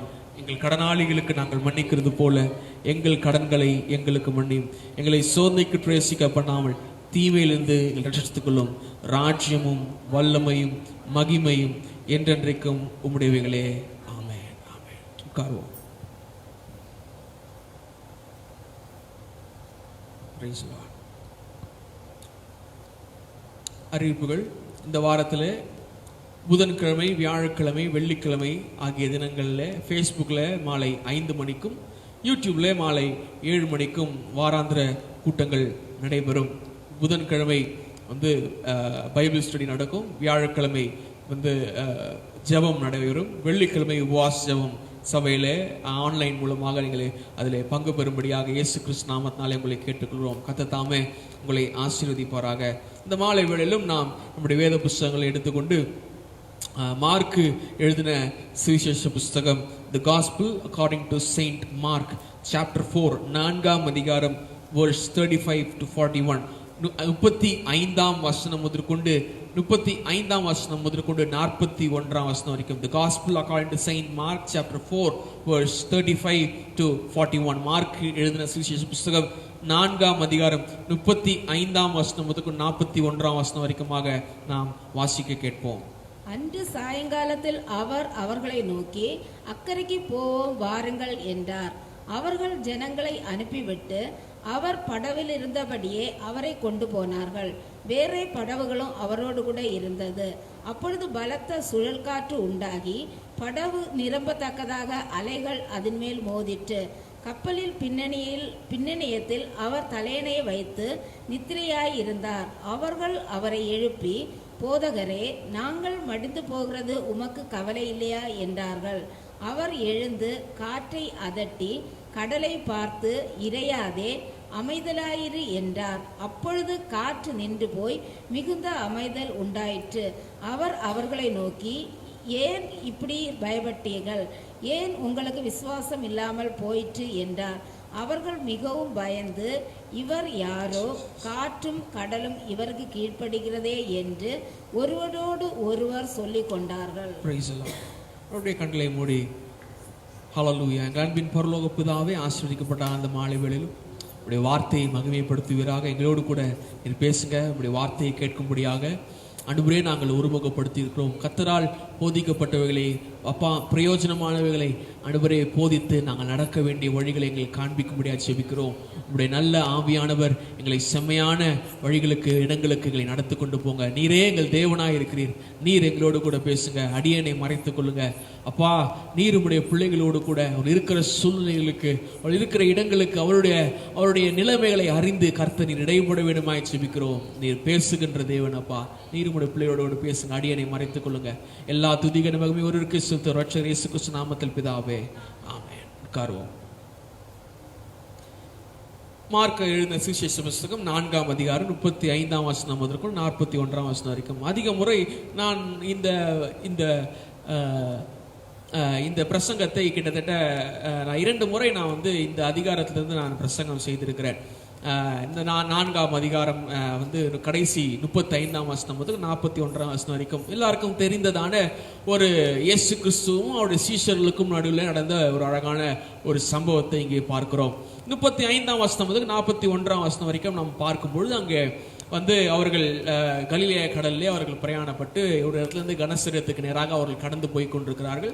கடந்து போகும்பொழுது காற்று, புயல் காற்று, சுழல் காற்று அவர் மதத்தில் அவர்களுக்கு வருகிறதா இருக்கிறது. வரும்பொழுது என்ன நடக்குது அப்படின்னு பார்த்தீங்கன்னாக்கா, என்ன நடக்குதுனாக்கா, அவர்களை இயேசு கிறிஸ்து தலையணை வைத்து தூங்கி கொண்டிருக்கிறார். தூங்கி கொண்டிருக்கும் போது சீஷர்கள் எழுப்புகிறார்கள். இயேசு கிறிஸ்து எழுந்து அதட்டி காற்றையும் கடலையும் அதட்டி அமைதிப்படுத்துகிறார். அமைதிப்படுத்த விசுவாசம் ஏன் இல்லாமல் போயிற்று என்று சொல்லி அவர் கேட்கிறார். அதுக்கு பிறகு 41ஆம் வசனத்தில் ஒரு அழகான வார்த்தை, இவர் யாரோ, அழகான வார்த்தை, இவர் யாரோ என்று சொல்லி அவர்கள் ஒருவரோடு ஒரு கூட சேர்ந்து அவர் ஆச்சரியப்படுறார்கள். இதுதான் அந்த முழு ஸ்டோரியோடைய, அந்த முழு சம்பவத்தினுடைய ஒரு நட்சல். இதில் பார்க்கும்பொழுது தேவன் நம்மிடத்தில் நம்ம என்ன பேசுவான்னு சொல்லி பார்ப்போம். இந்த மாலை வேளையிலும் நான் உங்களுக்கு சவாலாக அல்லது உங்களுக்கு ஒரு சவாலாக சொல்லுகிற ஒரு காரியம், உங்களுக்கும் எனக்கும் நம்ம அனைவருக்குமாக ஒரு விதமான ஒரு புதிய சூழ்நிலையிலே நானும் நீங்களும் காணப்படுகிறோம். இந்த சூழ்நிலையில கிட்டத்தட்ட நான் பிறந்ததுலேருந்து இப்படிப்பட்ட சூழ்நிலை கிடையாது. நீங்க அநேகமா இப்படிப்பட்ட ஒரு சூழ்நிலை நீங்க எவ்வளவு வயசானவளா இருப்பீர்கள் என்று சொன்னாலும் நீங்க இப்படிப்பட்ட ஒரு சூழ்நிலையிலே நம்ம இருந்தது கிடையாது. ஆனால் இந்த காலத்திலே பயமுறுத்தப்படுகிற ஒரு காலகட்டத்திலே அல்லது பயப்படுகிற ஒரு காலத்திலே வந்து நாம் வாழ்ந்து கொண்டிருக்கிற சமயத்துல என்னுடைய இந்த பிரசங்கத்தினுடைய இந்த செய்தியினுடைய தலைப்பு என்னவென்று சொன்னால், விசுவாசத்தை பயத்தை காட்டிலும் விசுவாசம் வந்து பெரிதாக காணப்பட வேண்டும். அதான் அந்த நீங்க டிவியில பாப்பீங்க, விசுவாசம் போட்டு ஒரு சிம்பிள் போட்டிருக்கும், கிரேட்டர் தேன் அப்படின்னு சொல்லுவாங்க. அதை காட்டிலும் அதிகமாக கிரேட்டர் தேன், விசுவாசம் தான் பயத்தை காட்டிலும் பெரிதான ஒரு விஷயம். faith is greater than fear. விசுவாசம் பயத்தை காட்டிலும் பெரியதாக நமக்கு காணப்பட வேண்டும். சில சமயம் பயம் என்பது ஒரு மனிதனுடைய வாழ்க்கையில சராசரியாக இருக்கக்கூடிய ஒரு உணர்வு. இந்த உணர்வை காட்டிலும் இந்த நம்முடைய வாழ்க்கையில, நம்முடைய சூழ்நிலையில், நம்முடைய வாழ்க்கையின் ஓட்டங்களில் நாம் போய் கொண்டிருக்கும் பொழுது நம்முடைய விசுவாசம் எப்படிப்பட்டதா இருக்கிறது, நாம் யாரை விசுவாசிக்கிறோம். அப்போஸ்தலனாகிய பவுல் வந்து தன்னுடைய நிருபங்கள்ல அவர் சொல்லும் போது அவர் சொல்லுகிற ஒரு காரியத்தை நீங்கள் பார்ப்பீர்கள் என்று சொன்னா, அவர் சொல்றாரு, நான் விசுவாசிக்கிறவர் இன்னார் என்று அறிவேன் அப்படின்னு சொல்லி ஒரு வார்த்தை சொல்லுவார். அப்போ நாம் விசுவாசிக்கிறவர் யார் என்று அறிந்திருக்க வேண்டும். ஏன்னா அந்த சீஷர்கள் 41 இவர் யாரோ அப்படின்னு சொல்லி அவங்களுக்கு புரியாம இருக்கிறாங்க. ஏன்னா விசுவாசம் இல்லாத பொழுது, விசுவாசம் இல்லை என்று சொன்னால் பிதாவினிடத்துல நாம் சேர முடியாது, அவரிடத்துல நாம் வந்து நம்ம வந்து அவரை அறிந்து கொள்ள முடியாது. நீங்க யோவான் 14 அதிகாரம் 1 வாசிப்பேன் என்று சொன்ன 6 வசனம் தெரியும் எல்லாருக்கும். அதற்கு அவர், நானே வழியும் சத்தியம் ஜீவனுமாய் இருக்கிறேன், என்னாலே அன்றி ஒருவனும் பிதாவினிடத்திற்கு வரான் என்று சொல்லி இயேசு கிறிஸ்து சொல்வதை பார்க்கிறோம். ஆனால் நம்ம பிதாவினிடத்திற்கு போக வேண்டும் என்று சொன்னால் இயேசு கிறிஸ்துவனுடைய வழியும் சத்தியமும் ஜீவனும் நமக்கு தேவை. இயேசு கிறிஸ்துவின் வழியும் சத்தியம் ஜீவனும் நமக்கு தேவை என்று சொன்னால் நானும் நீங்களும் முதலாவதாக பிதாவாகிய தேவனை நாம் விசுவாசிக்க வேண்டும். பிற்பாடு குமாரனாகிய இயேசு கிறிஸ்துவை விசுவாசிக்க வேண்டும். நாம் புதிய ஏற்பாட்டு திருச்சபையாக பெந்தேகோஸ்தே நாளுக்கு பிறகு உள்ள திருச்சபையாக ஆதி திருச்சபையின் பாணியிலே நாம் காணப்படுகிற அப்படினாலே பரிசுத்த ஆவியாகிய தேவனையும் நானும் நீங்களும் வந்து நாம விசுவாசிக்கிறலா இருக்கும் பொழுது எல்லா பயத்திற்கும் அவர் நீங்களாக்கி நம்மை காக்க அவர் வல்லவராய் இருக்கிறார். நாம ஸ்கூல் நம்ம நிறைய ஸ்கூல் படிச்சிருப்போம் அல்லது காலேஜ் படிச்சிருப்போம். ஸ்கூல் படிக்கும் பொழுது நம்முடைய ஸ்கூலில் வந்து என்ன பண்ணுவோம்னாக்கா, ஒரு ஜூன் மாதம் ஸ்கூல் ஆரம்பிச்சிச்சுனாக்கா ஒரு 3 மாதம் அப்படியே ஜாலியாக போவோம். ஸ்கூல் கிளாஸ்லாம் எடுப்பாங்க, அப்படியே போவோம். ஆனால் ஒவ்வொரு வாரமும் நாங்களாம் படிக்கும்போது ஒவ்வொரு வாரம் அல்ல 2 வாரத்துக்கு ஒரு முறை என்ன நடக்கும்னா குவிஸ் நடக்கும், கிளாஸ் டெஸ்ட் அப்படின்னு சொல்லுவாங்க. அந்தந்த கிளாஸில் வந்து ஒவ்வொரு சப்ஜெக்ட்டுக்கும் வந்து ஒவ்வொரு டெஸ்ட் வைப்பாங்க, தேர்வுகள் வைப்பாங்க. அடுத்ததாக மிட் டேர்ம் டெஸ்ட் இருக்கும், 2 மாதத்துக்கு அல்லது 3 மாதத்துக்கு ஒரு மிட் டேர்ம் டெஸ்ட் இருக்கும். அடுத்ததாக பார்த்தீங்கன்னா 1 மாதத்துக்கு ஒரு முறை மிட் டேர்ம் டெஸ்ட் இருக்கும், 2 மிட் டேர்ம் டெஸ்ட் வரும். அதுக்கப்புறம் 3 மாதத்துக்கு ஒரு முறை குவார்டர்லி எக்ஸாம் வரும், அது ஹாஃப் இயர்லி எக்ஸாம் வரும், அது ஃபைனல் எக்ஸாம். அடுத்தபடியாக அடுத்த கிளாஸுக்கு நேராக நாம் கடந்து போவோம். இந்த எக்ஸாம், இந்த தேர்வுகள் படிக்கிற காலகட்டத்தில் நானும் சொன்னதுண்டு, நீங்களும் சொல்லியிருப்பீங்க, யாரா இந்த எக்ஸாமை கண்டுபிடிச்சது, யாரா இந்த தேர்வை கண்டுபிடிச்சது. யாருமே என்னதான் படிக்கிற பிள்ளைகளா இருந்தாலும் சரி, என்னதான் படிக்காத பிள்ளைகளா இருந்தாலும் சரி, என்னதான் படிப்பதில் ஆர்வம் உண்டு, படிக்கிறதுக்கு விருப்பமுடைய பிள்ளைகளா இருந்தாலும் சரி, படிக்கிறதுக்கு விருப்பம் இல்லாத பிள்ளைகளா இருந்தாலும் சரி, இந்த தேர்வை பார்த்தா, இந்த எக்ஸாமை பார்க்கும்போது, டெஸ்ட்டை பார்க்கும்போது யாருக்குமே பிடிக்காத ஒரு சூழ்நிலையை நாம் பார்க்க இயலும். நம்முடைய வாழ்க்கை நாம் நிதானித்து பார்ப்போம். நம்மளுக்கு டெஸ்ட் பிடிக்குமா? நமக்கு டெஸ்ட் பிடிக்காது. ஆனால் இந்த டெஸ்ட், இந்த தேர்வுகள், இந்த எக்ஸாம், இந்த பரீட்சைகள் நம்ம என்ன பண்ணுது அப்படின்னு பார்த்தா, முதலாவதாக நாம் என்னத்தை கற்றுக்கொண்டோம் என்பதை அது வந்து ஒரு ஆய்வு நடத்து, என்னத்தை கற்றுக்கொண்டோம் என்று சொல்லி அந்த ரிசல்ட் நமக்கு தெரிஞ்சிடும். 1. 2வது நாம எப்படி அடுத்த லெவலுக்கு, அடுத்த கிளாஸ்க்கு, அடுத்த கிரேடுக்கு நேராக, இப்போ 1வது படிக்கணும், 2வது எப்படி போக முடியும் அப்படின்னா டெஸ்ட் மூலமா தான் போக முடியும். அப்போ 2 மிக முக்கியமான காரியங்கள் பயிற்சியின் மூலமாக, பரீட்சையின் மூலமாகவும் தேர்வுகள் மூலமா நடக்கிறது. 1 அது அப்போ புரியல, ஆனா இப்போ தெரியுது. என்னன்னாக்கா, முதலாவதாக நம்ம என்ன படிச்சிருக்கிறோம் அப்படின்றத நமக்கும் நம்ம எந்த அளவுக்கு படிச்சிருக்கிறோம் அப்படின்னு காமிக்கும். 2வது நமக்கு சொல்லிக் கொடுத்த ஆசிரியர்களுக்கும் நம்ம என்ன படிச்சிருக்கிறோம்ன்றது நம்மளுக்கு காண்பிக்கும். 2வதாக என்னன்னு பார்த்தீங்கன்னாக்கா, நம்ம அடுத்த லெவலுக்கு, அடுத்த ஒரு கட்டத்திற்கு நேராக, அடுத்த ஒரு உயர்வுக்கு நேராக, ஒரு ப்ரமோஷன் அப்படின்னு சொல்லுவாங்க. இந்த காலத்துல அது வந்து பெருசாக பேசப்படுவதில்லை ப்ரமோஷன். நாங்கெல்லாம் படிக்கும் பொழுது 90களில் நாங்கெல்லாம் படிக்கும் பொழுது என்ன நடக்கும் அப்படின்னு பார்த்தீங்கன்னாக்கா, இந்த ப்ரமோஷன் அப்படின்னா அந்த ரிசல்ட் வரும், வீட்டுக்கு போஸ்ட் கார்டில் வரும், இல்லைனாக்கா ஸ்கூல்ல போய் வாங்கும் போது அதுல வந்து ப்ரமோஷன் அப்படின்னு சொன்ன உடனே எல்லாருக்கும் சாக்லேட் கொடுத்து எல்லாருக்கும் சந்தோஷப்பட்டு அது பெருசா ஒரு கொண்டாடப்படுகிற அன்னைக்கு வந்து வீட்டுல ரொம்ப சந்தோஷமா இருக்கும். எல்லாம் ப்ரமோஷன் ஆயிடுச்சு, அடுத்த கிளாஸ் போயாச்சு. அந்த பயத்துக்கெல்லாம் நீங்களாக்கி எல்லா சூழ்நிலையிலும் ஒரு மாற்றப்படும். அப்போ ஒரு தேர்வு வந்த பிறகு அந்த தேர்வுல நாம் பாஸ் ஆயிட்டோம்னாக்கா ப்ரமோஷன் கிடைக்கும். அந்த தேர்வை பாஸ் ஆனாக்கா மறுபடியும் டிபார் செய்யப்படுவோம். அப்படியாக நம்முடைய வாழ்க்கையிலே தேவன் நமக்கு ஒரு நல்ல போதகராக, ஒரு நல்ல ஆசிரியராக, ஒரு நல்ல வழிநடத்துகிறாக காணப்படுகிறபடினாலே அவர் நம்முடைய வாழ்க்கையிலே அநேக இடத்துல வந்து இப்படிப்பட்ட சின்ன சின்ன குவிஸ் மாதிரி டெஸ்ட் வைப்பாரு, அல்லது கொஞ்சம் அதோட கொஞ்சம் அதிகமா மிட் டர்ம் டெஸ்ட் போன்ற டெஸ்ட் இருக்கும், அல்லது அதை விட கொஞ்சம் அதிகமா குவார்டர்லி ஹாஃப் இயர்லி போன்ற எக்ஸாம் இருக்கும். அதை காட்டிலும் இன்னும் அதிகமாக நான் ஆவிக்குரிய வளர்ச்சியில இன்னும் முதிர்ச்சி, ஸ்பிரிச்சுவல் மெச்சூரிட்டிக்கு நேராக ஆவிக்குரிய வளர்ச்சியின் முதிர்ச்சிக்கு நாங்கள் கடந்து செல்லும்படியாக தேவன் என்ன பண்ணுவார்னாக்கா எனக்கு ஒரு பெரிய ஒரு சோதனை, ஒரு டெஸ்ட், ஒரு பரீட்சை வைப்பாரு. அவர் பொல்லாங்கனால் சோதிப்பதில்லை, ஆனால் அதே சமயத்துல அவர் நாம் எந்த அளவுக்கு அவருடைய வார்த்தை நம்ம நம்பி இருக்கிறோம், எந்த அளவுக்கு அவரை நம்பி இருக்கிறோம், எந்த அளவுக்கு அவர் நம்மளுக்கு சொல்லிக் கொடுத்த இந்த பீரியட் ஆஃப் டைம், அவர் நம்முடைய இந்த காலகட்டங்களில் சொல்லிக் கொடுத்த வசனங்களை எப்படியாக நம்ம கை கொண்டு போய் கொண்டிருக்கிறோம் என்பதை குறித்து அவர் டெஸ்ட் பண்ணுவாரு. இன்னும் உதாரணத்துக்கு இன்னும் அதிகமாக நீங்கள் புரிந்து கொள்ள வேண்டும் என்று சொன்னால், ஞாயிற்றுக்கிழமை நம்மளுக்கு ஆண்டவர் லெசன் எடுப்பாரு. ஒரு சண்டே மார்னிங் சர்வீஸ்ல, ஈவினிங் சர்வீஸ்ல வந்து ஆண்டவர் இன்ஃபர்மேஷன் தர, தகவல்களை தருகிறார். அவர் நிறைய டெஸ்டுக்கான மெட்டீரியல் தராரு. அடுத்த திங்கட்கிழமை முதற்கொண்டு சனிக்கிழமை மட்டுமாக நாங்கள் நிறைய டெஸ்ட் இருக்கும். அப்போ நம்ம சர்ச்சில் உட்காந்துட்டு ஆமென் ஹல்லேலூயா பிரைஸ் தி லார்ட் சோத்ரம் கர்த்தர் செய்ய போகிறார் அப்படின்னு சொல்றது நல்லதுதான், நல்ல விஷயம் தான். ஆனா அதே சமயத்துல ஆண்டவர் பாப்பாரு, வெறும் கிளாஸ்ல வந்து இந்த நல்லா நீங்க வந்து நான்லாம் படிக்கிற டைம்ல என்ன பண்ணுவோம்னாக்கா, டீச்சர் நம்மள கேள்வி கேட்டக்கூடாது, டீச்சர் நம்மளை வந்து என்ன பண்ணக்கூடாது, நம்மளை வந்து கொஸ்டின் பண்ணக்கூடாது, நம்மளை வந்து எல்லாருமே அசிங்கப்படுத்தக்கூடாது, பிரஸ்டீஜ் ப்ராப்ளம். அதனால என்ன பண்ணுவோம்னாக்கா, அவங்க சொல்றது புரியுதோ புரியலையோ, இது வந்து ஒரு 8வது 9வது அப்படி டைம் பண்ணும்போது சொல்றது புரியுதோ புரியலையோ அப்படிதான் மண்டி இப்படி ஆட்டும். எஸ் மேம், ஆமா மேம், கரெக்ட், சூப்பர். அப்புறமா ஏதாவது கேள்விகள் யாராவது டேவிட் அப்படின்னு சொன்னா, அதாவது நல்லா புரிஞ்சுக்கணும், என் பேர் வந்து டேவிட் ஜான் சாலமன். டேவிட்னு கூப்பிட்டாங்கனாக்கா நான் தப்பிச்சிட்டேன்னு அர்த்தம். ஏன்னா என் பேர் முதல் பேர் சொன்னாங்கனாக்கா செல்லமா கூப்பிடுறாங்க அல்லது சாதாரணமா எதுவும் கூப்பிடுறாங்க. டக்குன்னு டேவிட் ஜான் சாலமன் முடிஞ்சு போச்சு என் கதை. அப்போ தெரிஞ்சிடும் நம்மளை வந்து ஏதோ தப்பு பண்ணிட்டோம், நம்ம வந்து ஏதோ மாட்டி வைக்க போறாங்க. அப்போ அவங்க பேர்களை அப்போ நான் அப்படிதான் என்னை பார்க்கிறேன். நம்ம நிறைய பேர் நம்ம திருச்சபையில காணப்படும்போது கர்த்தருடைய வார்த்தை நம்ம இடத்துல பேசப்படும்போது ஆமென் அல்லேலூயா கர்த்தர் கண்டிப்பா ஆமா ஆண்டவர் அப்படிதான் உண்மைதான் சூப்பர் அப்படிதான் எல்லாம் ரைட் அப்படின்னு சொல்லிட்டு போயிடும். ஆனா திங்கட்கிழமை ஏதோ ஒரு பிரச்சனை ஒன்று வந்த உடனே என்ன அது ஆண்டவர் இப்படி நல்ல வார்த்தை தானே பிரசங்கம் பண்ணாரு, அல்லது இந்த வருஷத்தின் துவக்கத்துல உங்களுக்கு கொடுக்கப்பட்ட வாக்குத்தத்தை நீங்கள் யோசித்து பாருங்கள். சமாதானத்தை உங்களுக்கு வைத்து போகிறேன், உலகம் கொடுக்கிற பிரகாரம் நான் உங்களுக்கு கொடுக்கிறது, உங்கள் இருதயம் கலங்காமலும் பயப்படாமல் இருப்பதாக. சந்தோஷமா எடுத்துக்கணும். ஆஹா இந்த வருஷம் வந்து பயப்பட போறதில்லை, இந்த வருஷம் எதுவுமே எல்லாமே நடக்க போகுது, எல்லாம் சூப்பரா இருக்க போகுது அப்படின்னு பார்த்தா திடீர்னு ஒரு சோதனை போன்ற ஒரு சூழ்நிலை நமக்கு நேராக வருகிறது. இந்த சமயத்துல என்ன ஆண்டவரே சமாதானம் தரன்ட்டு இப்படி பண்ணிட்டீங்க, என்ன ஆண்டவரே பயப்படாமலும் கலங்காமல் இருக்கிறேன்னு சொல்லிட்டு இப்படி பண்ணிட்டீங்களே. நன்றாய் புரிந்து கொள்ளுங்கள் தேவ பிள்ளைகளே, நம்ம சண்டே கேட்கிற தியரி ரொம்ப அவசியம். எதற்கென்று சொன்னால் திங்கட்கிழமை சனிக்கிழமை வரைக்கும் அங்க நம்மளுக்கு பிராக்டிக்கல் டெஸ்ட் நிறைய ஆண்டவர் வைக்கிறார். பொல்லாங்கினால் அல்ல, அவர் அநேகரம் வாழ்க்கையில் எந்த அளவுக்கு அவருடைய வார்த்தையை நாம் விசுவாசித்து இருக்கிறோம், எந்த அளவுக்கு அவர் வார்த்தையை நம்பி இருக்கிறோம் என்று சொல்லி நாம் பார்க்க இயல்கிறது. விசேஷமாக இந்த மார்க் 4ஆம் அதிகாரத்தை நீங்கள் அப்படியே முதல்ல இருந்து வாசித்து பார்ப்பீர்கள் என்று சொன்னால், இந்த முதல் இயேசு கிறிஸ்து நிறைய பேசுறாரு, நிறைய டீச்சிங் பண்றாரு, நிறைய போதனை செய்கிறார், நிறைய உபதேசங்களை அவர் கொடுக்கிறார்.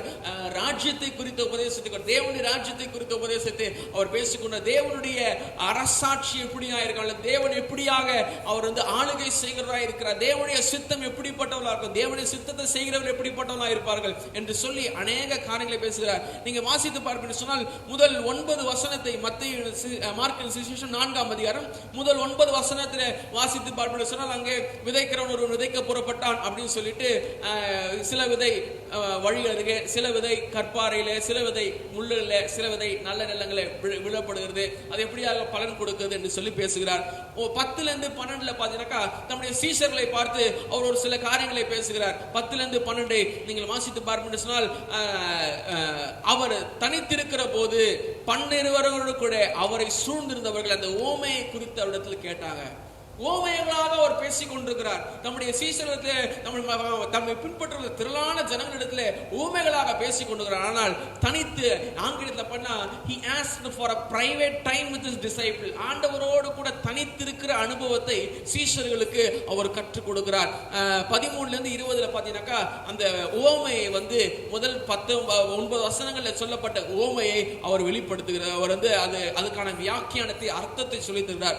4ஆம் அதிகாரம் 21-25 வசனம் பார்த்தீங்கன்னாக்கா விளக்கை குறித்ததான ஒரு உவமையை அங்கே பேசுகிறார். 26-29 பார்த்தீங்கன்னா ஒரு விதையை குறித்து, தேவனுடைய ராஜ்யம் விதையை போன்றிருக்கிறது, எப்படிப்பட்ட விதை என்று சொல்லி அங்கே ஒரு காரியத்தை, தேவனுடைய ராஜ்யத்தை பற்றி பேசுகிறார். 30-32 பார்த்தீங்கன்னாக்கா அங்கே கடுகு விதையை குறித்து பேசுகிறார். எப்படியாக ஒரு கடுகு விதை தான், ஆனால் ஒரு பெரிய மரத்திற்கு ஒரு வேறாக விதையாக அது காணப்படுறது. தேவனுடைய ராஜ்யம் அப்படிப்பட்டதா இருக்குன்னு சொல்லி அவர் பேசுகிறார். 33-34 வசனத்தை வாசிப்போம். 33-34 வசனத்தை வாசிங்க. அவர்கள் கேட்டறியும் திராணிக்கு தக்கதாக, அவர்கள் கேட்டு அறியும் திராணிக்கு தக்கதாக அவர் இப்படிப்பட்ட அநேக உவமைகளினாலே அவர்களுக்கு வசனத்தை சொன்னார். என்ன பேசுறார் இயேசு கிறிஸ்து? உவமைகளினாலே அவர் வசனத்தை சொல்லுகிறார். அடுத்து சொல்றாரு 34 வசனத்துல, உவமைகளினாலே அன்றி அவர்களுக்கு அவர் ஒன்றும் சொல்லவில்லை. ஆனா அடுத்த பகுதி அவர் சீஷர்களிடத்துல என்ன எப்படி பேசுறாருனாக்கா, தனித்திருக்கும் போது பிரைவேட் டைம்ல அவர்களுக்கு எல்லாவற்றையும் விவரித்து சொன்னார். நிறைய டீச்சிங், எல்லாம் சந்தோஷமா நல்லா நல்லா கேட்டுக்கிட்டே இருக்கிறாங்க சீஷர்கள். ஆண்டவரப்பா இயேசு கிறிஸ்து நல்லா பேசுறாரு, நல்ல வசனத்தை பேசுறாரு, நல்லா கதை சொல்லி நல்லா அதை புரிய வைத்து நல்லா பேசுறாரு. ஆனால் 35ஆம் வசனத்துலதான் அவர் சொல்றாரு, அன்று சாயங்காலத்தில் அவர் அவர்களை நோக்கி அக்கறைக்கு போவோம் வாருங்கள். டெஸ்ட்டுக்கு இயேசு கிறிஸ்து டெஸ்ட்டுக்கு கொண்டு போறாரு. அக்கறைக்கு போவோம் வாருங்கள். இது கிட்டத்தட்ட இவர்கள் இருந்த இந்த இடத்துல இருந்து கெனசரேத்து பட்டணத்துக்கு கிட்டத்தட்ட அந்த டிராவல் டிஸ்டன்ஸ் 8 மைல், அதாவது 12.8 கிலோமீட்டர், 13 கிலோமீட்டர் புல்லாக இருக்கக்கூடிய ஒரு டிராவல். அவர்கள் கடல் வழியாக அவர்கள் பயணிக்கிறார்கள். அவர்களோடு கூட அநேக படகுகளும் பயணிக்கிறது. அவர் ஜனங்கள் 36 வசனத்தில் அவர் ஜனங்களை அனுப்பிவிட்டு அவர் படவில் இருந்தபடியே அவரை கொண்டு போனார்கள். வேறே படவும் அவரோடு கூட இருந்தது. அப்படி இருக்கும்பொழுது எல்லாம் ஆரம்பம் நல்லதா இருக்குது. ஆண்டவராகிய இயேசு கிறிஸ்துவுடைய வார்த்தை, அக்கறைக்கு போவோம். தேவனுடைய சித்தம். இயேசு கிறிஸ்து உலகத்திலே வாழ்ந்து நடப்பித்து செய்த ஒவ்வொரு காரியமும் தேவனுடைய சித்தத்தை தவிர வேற ஒன்றையும் இயேசு கிறிஸ்து செய்யல. பிதாவாகிய தேவனுடைய சித்தத்தை மாத்திரம் நிறைவேற்றாரு. அப்படி பார்க்கும்பொழுது அவர் அக்கறைக்கு போவோம் வாருங்கள் என்று சொல்லும் பொழுது அது முழுக்க தேவனுடைய அநாதித்தீரும் பிதாவாகிய தேவனுடைய சித்தத்தை அவர் இந்த பூமியிலே அவர் நிலைநாட்டுகிறவராக, அதை செய்கிறவராக, செய்து முடிக்கிறவராக காணப்படுகிறார். இப்படி அவர்கள் தேவ சித்தத்திலே, தேவ வார்த்தையின்படி, தேவனுடைய கட்டளையின்படி அவர்கள் புறப்பட்டு போகிறார்கள். 37ஆம் வசனத்துல, அப்பொழுது பலத்த சுழல் காற்று உண்டாகி படவு நிரம்பத்தக்கதாக அலைகள் அதன் மேல் மோதிற்று. நல்லா கவனிக்கணும். இயேசு கிறிஸ்துவின் சீஷர்கள்ல கிட்டத்தட்ட ஒரு 40% 50% வரைக்கும் பாத்தீங்கன்னாக்கா யாருன்னா அவர்கள் மீனவர்கள், படவுல இருக்கிறவர்கள், படவை பழுது பார்க்கக்கூடியவர்கள். அதாவது நீங்க இந்த இஸ்ரவேலர்களுடைய அவருடைய பாரம்பரியத்தை, அவருடைய கலாச்சாரத்தை நீங்கள் வாசித்து பார்ப்பீர்கள். அதை குறித்து நீங்கள் படிப்பீர்கள் சொன்னா ரொம்ப சொன்னா டைம் பத்தாது. ஆனா ஒரு சில காலம் சொல்றேன், அவர்கள் எதை செஞ்சாலும் அதுல அவங்க மாஸ்டரா இருப்பாங்க. ஏன்னா கிட்டத்தட்ட 12 வயது வரைக்கும் எல்லா ஆண் பிள்ளைகளும் தேவாலயத்திற்கும் ஆசாரியர்களுக்கும் ரபிகளிடத்திற்கும் அனுப்பப்பட்டு அவர்கள் வசனத்தினால் போதிக்கப்படுவார்கள். 18 வயது வரைக்கும், அதுக்கு அடுத்த 12 வயதுல இது முடிஞ்சிடும். 12 வயதுல ஒரு கிராஜுவேஷன் நடக்கும். அந்த 12 வயசு முடிஞ்ச பிறகு என்ன நடக்கும்னாக்கா அவர்களை என்ன பண்ணுவாங்கனாக்கா 18 வயசு வரைக்கும் அடுத்த ஸ்டெப் ஆஃப் இதுக்கு கூட்டிக்கொண்டு போவாங்க. அடுத்த ஸ்டெப் ஆஃப் லைஃப், அடுத்த வாழ்க்கையின் பகுதி. அவர்கள் ரபிகளோடு, இயேசு கிறிஸ்துவோட சீஷர்கள் சுற்றி திரிந்தது போல இந்த 13 வயதான வாலிப பிள்ளைகள் என்ன பண்ணுவாங்கனாக்கா அந்த ரபிகளோடு கூட சுற்றி திரிந்து அவர்கள் தேவனுடைய வார்த்தை அறிந்து கொள்வர்களாக அவர்கள் காணப்படுவார்கள். 18 வயது ஆகும் பொழுது என்ன நடக்கும் அப்படின்னு பாத்தீங்கன்னாக்கா ஒரு பெரிய ஒரு கூட்டம் நடக்கும், ஒரு பெரிய ஒரு கேதரிங் நடக்கும். எல்லாம் கேதரிங் பண்ணி பிரதான ஆசாரியரும் அந்த பெரிய ரபியும் என்ன பண்ணுவாங்கனாக்கா யாரெல்லாம் அடுத்த ரபிகளாக இருக்க வேண்டும், அடுத்த போதகர்களாக இருக்க வேண்டும், மத போதகர்களாக, குருமார்களாக இருக்க வேண்டும் என்று சொல்லி அவர்களை தெரிந்து கொள்வார்கள். தெரிந்து கொள்ளப்பட்ட ஆண்கள், தெரிந்து கொள்ளப்பட்ட தேவ பிள்ளைகள் என்ன பண்றாங்க, அவங்க வீட்டுல பெருசா சந்தோஷமா இருப்பாங்க. அவங்க வீட்டுல பெருசா அவங்க ஆடு வெட்டுறது, கோழி வெட்டுறது, மாடு வெட்டுறது எல்லாத்தையும் வெட்டி அவர்கள் ரொம்ப சந்தோஷமாக ஒரு பெரிய கல்யாணத்தை போல அவர்கள் அதை கொண்டாடுகிறவர்களாக அவர்கள் காணப்படுவார்கள். கைவிடப்பட்ட அல்லது அந்த பிரபிகளாலும் பிரதான ஆசிரியரால் தெரிந்து கொள்ளப்படாத இந்த யூத ஆண் பிள்ளைகள் அவர்கள் வீட்டில் 40 நாட்கள் அவர்கள் துக்கம் கொண்டாடுவாங்க. துக்கம் கொண்டாடிட்ட பிறகு என்ன பண்ணுவாங்க அப்படின்னு பார்த்தீங்கன்னாக்கா, அவர்கள்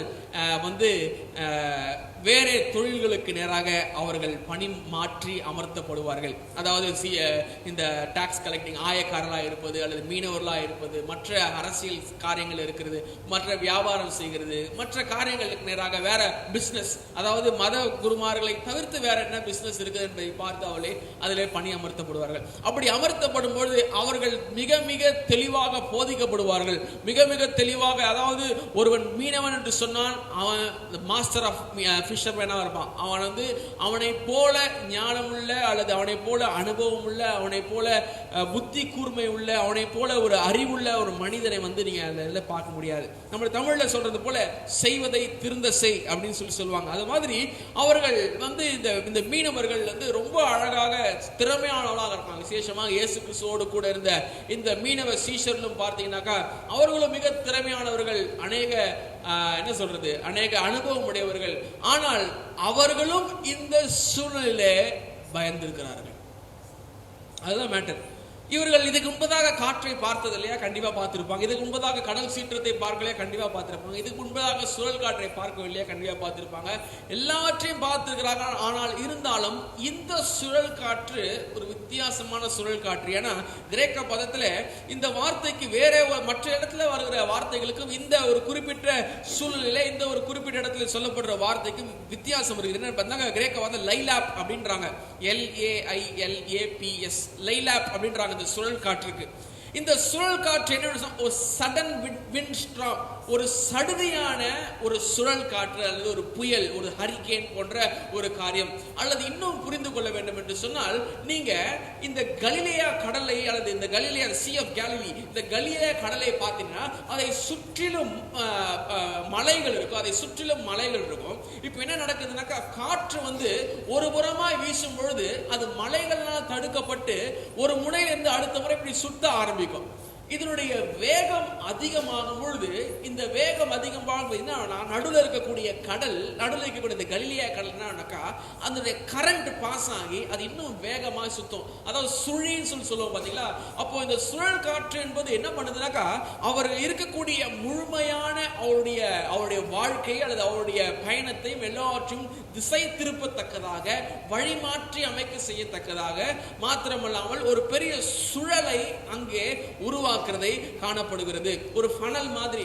வீட்டில் நீங்க சிங்க்ல பாத்திரம் கழுவும் போது சில பேர் என்ன பண்ணுவாங்கன்னா, அந்த சாப்பாடு சாப்பிடும்போது குப்பையெல்லாம் அந்த தட்டிலே வச்சிருவாங்க. அந்த தட்டிலே வச்ச பிறகு அந்த குப்பை என்ன பண்ணாக்கா கரெக்டா போயிட்டு அந்த ஜிங்க்ல பாத்திரம் கழுவக்கூடிய இந்த ஜிங்க்ல போய் அடைச்சுக்கும். அடைச்ச பிறகு எல்லாம் பாத்திரம் கழுவிட்டு அந்த அடைச்சிட்ட பிறகு அந்த அடைப்பை எடுத்த உடனே என்ன பண்ணுனாக்கா, ஒரு சுழல் அங்கே உண்டாகும். அந்த சுழல் உண்டான உடனே வேகமா உள்ள எல்லா காரியங்களும் உள்ள இழுக்கப்படும். அதே மாதிரிதான் இந்த கலிலேயா கடல்னா ஒரு சுழல் காற்றினால் அலைபுறப்படுகிறது. அப்ப என்ன நடக்குதுன்னா, இவர்கள் எல்லாம் சேர்ந்து உள்ளே விழுங்கப்படத்தக்கதாக மரண பயம் உடையவர்களாக இவர்கள் காணப்படுகிறார்கள். நீங்க நம்முடைய வாழ்க்கையில இப்படிப்பட்ட லைலாப், இப்படிப்பட்ட சுழல் காற்று, இப்படிப்பட்ட கேல் ஸ்ட்ராம் நம்முடைய வாழ்க்கையில அதிகமாக காணப்படுகிறது. விசேஷமாக இந்த நாட்கள்ல கொரோனா என்பதே ஒரு பெரிய ஒரு சுழல் காற்று தான். அல்லது இந்த காலத்தில் இருக்கக்கூடிய ஒரு பொருளாதார ஒரு கஷ்டமா இருக்கட்டும், ஒரு சமூக கஷ்டமா இருக்கட்டும், அல்லது வேலைக்கு போறதுல கஷ்டமா இருக்கட்டும், இதெல்லாம் ஒரு லைலாப். இதெல்லாம் பாத்தீங்கன்னாக்கா ஒரு விதமான ஒரு சூழ்நிலை. நன்றாக புரிந்து கொள்ளுங்க. இந்த சுழல் காற்று நம்முடைய வாழ்க்கையில வரும் என்று சொன்னால் அது என்ன செய்யணும்னாக்கா, நம்முடைய அழகாக ஒருங்கிணைந்து அழகாக சென்று கொண்டிருக்கிற வாழ்க்கை இந்த சுழல் காற்று நிமித்தம் தடுத்து நிறுத்தப்படுகிறது. இந்த சுழல் காற்று நிமித்தம் சோர்வடைந்து போகிறது. இந்த சுழல் காற்று நிமித்தம் ஆண்டவரிடத்திலே கேள்வி எழுப்புகிறதாக, ஆண்டவருடைய ஆளுமையையும் ஆண்டவருடைய வசனத்தையும் வாக்குத்தத்தத்தையும், ஆண்டவருடைய மகிமையும் மகத்துவத்தையும், ஆண்டவருடைய இறையாண்மையை கேள்வி எழுப்புகிறதாக காணப்படுகிறது. நன்றாய் கவனித்துக் கொள்ளுங்க. இவர்கள் தேவனுடைய சித்தத்திலே காணப்படுகிறார்கள், அதே சமயத்தில் சுழல் காற்றிலும் இவர்கள் காணப்படுகிறார்கள். தேவனுடைய சித்தத்தில் இருக்கும் பொழுது சுழல் காற்று வராது, புயல் காத்து வராது அப்படின்னு யாருன்னா சொன்னா நம்பாதுங்க. தேவன் சித்தம் வந்துச்சுன்னா எல்லாம் அப்படியே நடந்துருங்க. இல்ல, ஆண்டவர் அவருடைய சித்தத்துல அநேக டெஸ்ட் வைப்பாரு. ஏன்னாக்கா அவருடைய சித்தத்தை நான் செய்ய வேண்டும் என்று சொன்னால் அவருடைய பலன் எனக்கு தேவை. அவருடைய சித்தத்தை நான் செய்ய வேண்டும் என்று சொன்னால் அவருடைய ஞானம் எனக்கு தேவை. அவருடைய சித்தத்தை நான் செய்ய வேண்டும் என்று சொன்னால் அவருடைய பரிசுத்த ஆவியானுடைய அபிஷேகம் எனக்கு தேவை.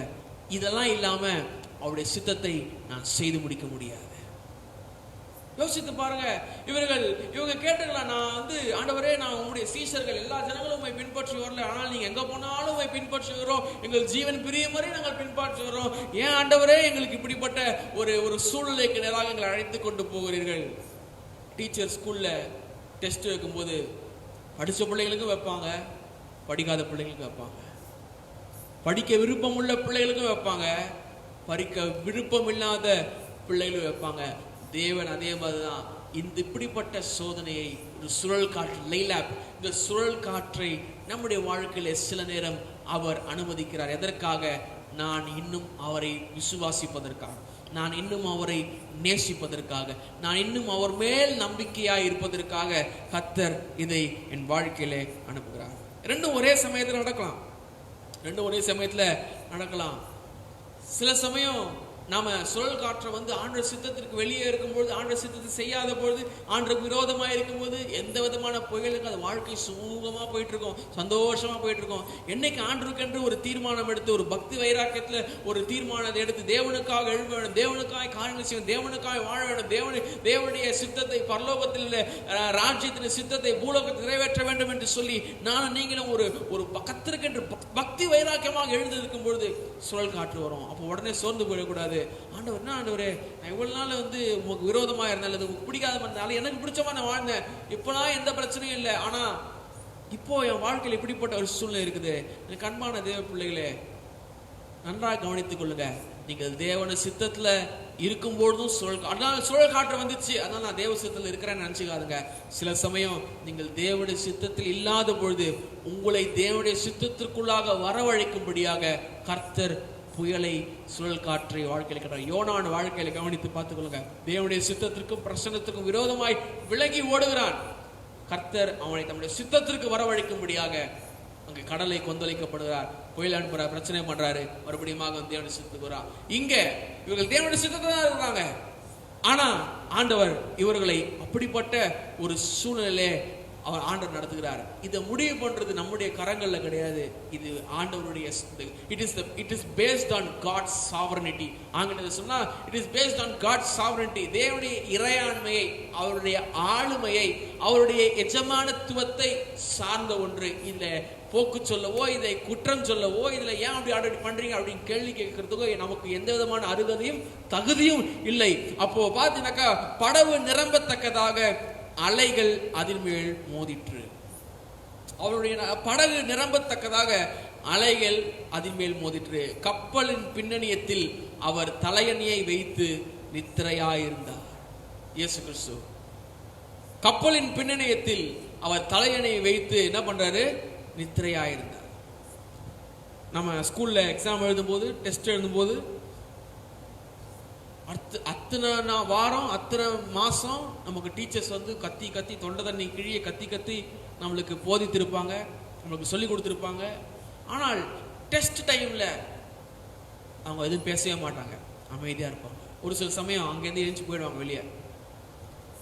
அப்படிப்பட்ட ஒரு சூழ்நிலை இந்த டெஸ்ட் டைம்ல இவர்களுக்கு, இந்த சீஷர்களுக்கு ஆண்டவர் பெரிய தேவன் ராஜ்யத்தை பற்றிய ஒரு காரியம், தேவனுடைய வசனத்தை பற்றிய ஒரு காரியம், தேவனுடைய வல்லமையை பற்றிய ஒரு காரியத்தை எல்லாத்தையும் போதிச்சுட்டு ஆண்டவர் டெஸ்ட் பண்ணிட்டு இயேசு கிறிஸ்து என்ன பண்றாருனாக்கா அவர் தலையினை வைத்து கப்பலின் பின்னணியில் என்ன பண்றாரு? அவர் தூங்கிடுறாரு. அவர் சும்மா, அதாவது எதர்ச்சையா அவர் தூங்கல. இதற்சையா தூங்குறது, அதாவது தற்செயலாய் தூங்குவது என்று சொன்னால் என்ன? இப்படி உட்காந்துருக்குறோம், எங்கேயோ போய் உட்காந்துருக்குறோம், போர் அடிக்குது, வெயிட் பண்றீங்க, வெயிட் பண்ண சொல்லிட்டாங்க, போர் அடிக்குது. தற்செயலாய் தூங்குவது என்று சொன்னால் இப்படி உட்காந்துருக்குது, அப்படியே கண்ணாடி மூடி இப்படி கீழே விடுறது, இல்லைனாக்கா கை இப்படி பின்னாடி வச்சுட்டு இப்படி போறது. இதுதான் தற்செயலாய் தூங்குவது. இது வந்து வாண்டடா தூங்குறது கிடையாது, இது வந்து வேணும்னே தூங்குறது கிடையாது. இது தற்செயலாய் அப்படியே ஒரு என்ன சொல்ல, டயர்ட்னாலேயோ மற்ற காரியத்தினாலோ வந்து சோம்பல்னாலேயோ தற்செயலாய் தூங்குவது. ஆனா இன்டென்ஷனல் ஸ்லீப்பிங், ஆண்டவர் வந்து தற்செயலாய் தூங்கல, காரணமா தான் தூங்குறாரு. ஏன்னா காரணமா தூங்குறதுனால தான் தலைக்கு தலையான இருக்குது. சாதாரணமா தூங்குறோம், எப்படி தூங்குவான்? சின்ன நம்முடைய வாழ்க்கையில கூட சாதாரணமா நீங்க உட்காந்துருக்கும் அப்படியே சோஃபால உட்காந்து அப்படியே தூங்கிட்டீங்கன்னாக்கா அப்படியே தூங்கிடுவீங்க. ஆனா நைட்டு போய் படுக்கணும்னு படுக்கும்போது தலைக்காணியை வைத்து தூங்குங்க. இப்போ இயேசு கிறிஸ்து சும்மா அப்படியே அந்த 12 கிலோமீட்டர் தூரம் வரைக்கும், அவங்க 13 கிலோமீட்டர் தூரம் அவங்க டிராவல் டைம் போர் அடிக்குது அப்படின்னு சொல்லிட்டு அவர் படுத்து தூங்கல. அவர் தலையணையை வைத்து நல்ல நிம்மதியா சூப்பரா அவர் படுத்து தூங்குறாரு. அவருடைய சீஷர்கள் என்ன பண்றாங்கனாக்கா அவர்கள் கலங்கி போயிருக்கிறாங்க, கவலைப்பட்டு கொண்டிருக்கிறாங்க.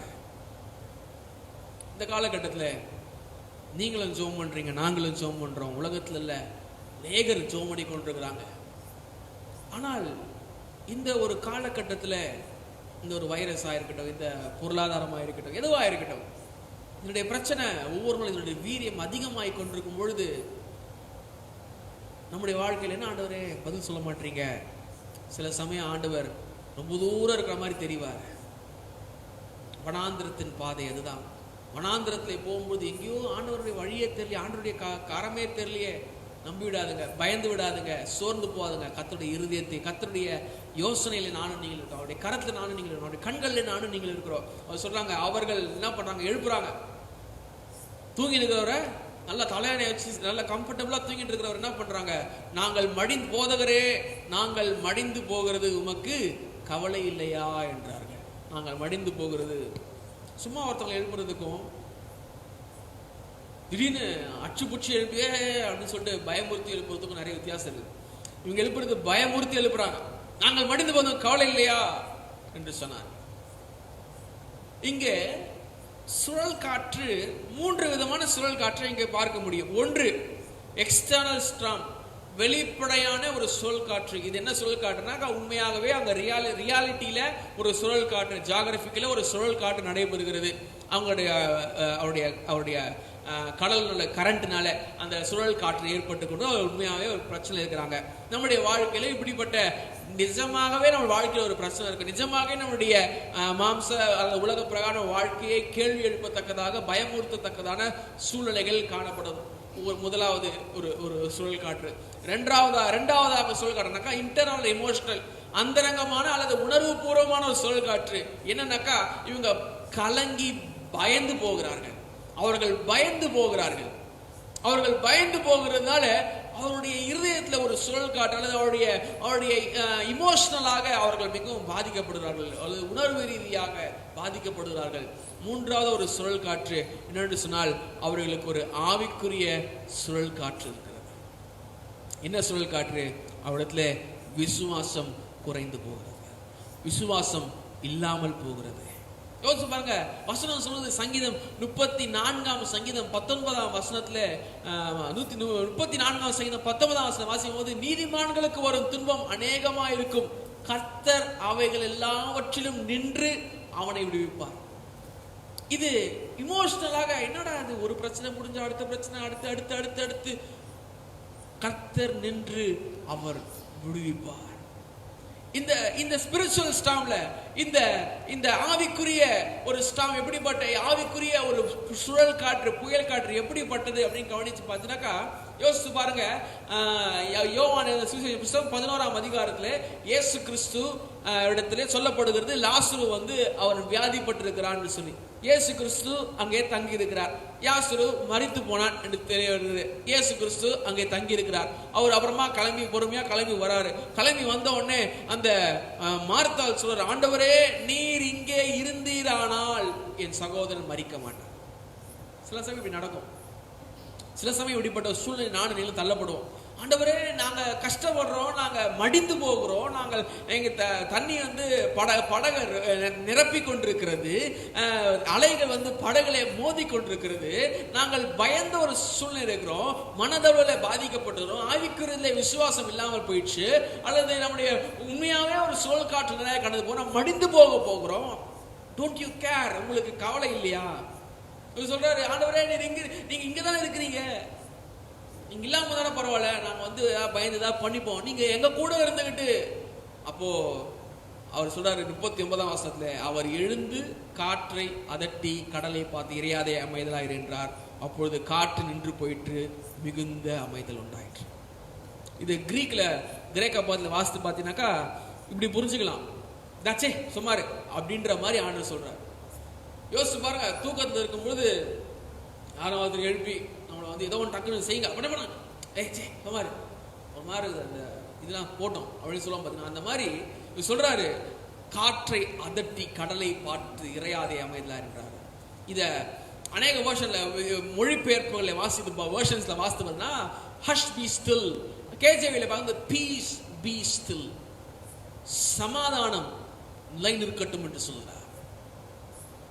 சமாதானம் அமர்ந்திருக்க வேண்டும் என்று சொல்றார். அப்படின்னா பீஸ் பி ஸ்டில், சமாதானமே நீ அமர்ந்திருன்றார், இந்த சூழ்நிலை அமர்ந்திருன்றார். இறையாதே அமைதலார் சொல்லும்போது அந்த இடத்துல ஆங்கிலத்தை பார்த்தா பீஸ் பி ஸ்டில், சமாதானமே நீ அமர்ந்திரு.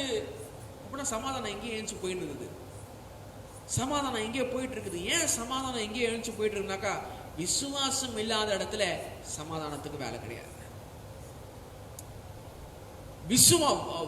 வார்த்தை இல்லாத இடத்துல சமாதானத்துக்கு வேலை கிடையாது. வசனம் இல்லாத இடத்துல சமாதானம் இருக்காது. நல்லா கவனித்துக் கொள்ளுங்க. உங்களுக்கு சமாதானம் வேண்டும் என்று சொன்னால் நன்றாக கவனித்துக் கொள்ளுங்க. நாம வந்து சமாதானத்தை பற்றி கண்டிப்பா நம்ம புரிஞ்சு கொள்ள வேண்டும். சமாதானம், என் பாக்கெட்ல எவ்வளவு பைசா இருக்குது, என் பர்ஸ்ல எவ்வளவு காசு இருக்குது, என் பேங்க்ல எவ்வளவு பேங்க் பேலன்ஸ் இருக்குது என்பதை பொறுத்து வருவது சமாதானம் அல்ல. எங்க இவ்வளவு சொத்து இருக்குது, எனக்கு பார்த்துக் கொள்வதற்கு இவ்வளவு காரியங்கள் இருக்குது, இத்தனை மனிதர்கள் இருக்கிறார்கள், அதை பார்த்து வருவது சமாதானம் அல்ல. சமாதானம் எப்படிப்பட்டது சொன்னால், என்னை சுற்றிலும் எனக்கு எதிராக எவ்வளவு சூழ்நிலை இருந்தாலும் என் மனதில் ஒரு விதமான ஒரு அமைதல், காமா ரிலாக்ஸ்டா இருக்கிறோம் பாத்தீங்களா, அதுதான் சமாதானம். ஏன்னா பிலிப்பியர் 4ஆம் அதிகாரம் 7ஆம் வசனத்துல வாசிப்பீர்கள் சொன்னால், பிலிப்பியருக்கு நிருபம் அப்போஸ்தலன் பிலிப்பியருக்கு நிருபம் 4ஆம் அதிகாரம் 7ஆம் வசனம்னாக்கா, அப்பொழுது எல்லா புத்திக்கும் மேலான தேவ சமாதானம் உங்கள் இருதயங்களையும் உங்கள் சிந்தைகளையும் கிறிஸ்து இயேசுக்குள்ளாய் காத்துக்கொள்ளும். அந்த எல்லா புத்திக்கும் மேலான தேவ சமாதானம், peace that passeth the understanding, peace that surpasses the understanding. எல்லா புத்திக்கும் மேலான தேவ சமாதானம்.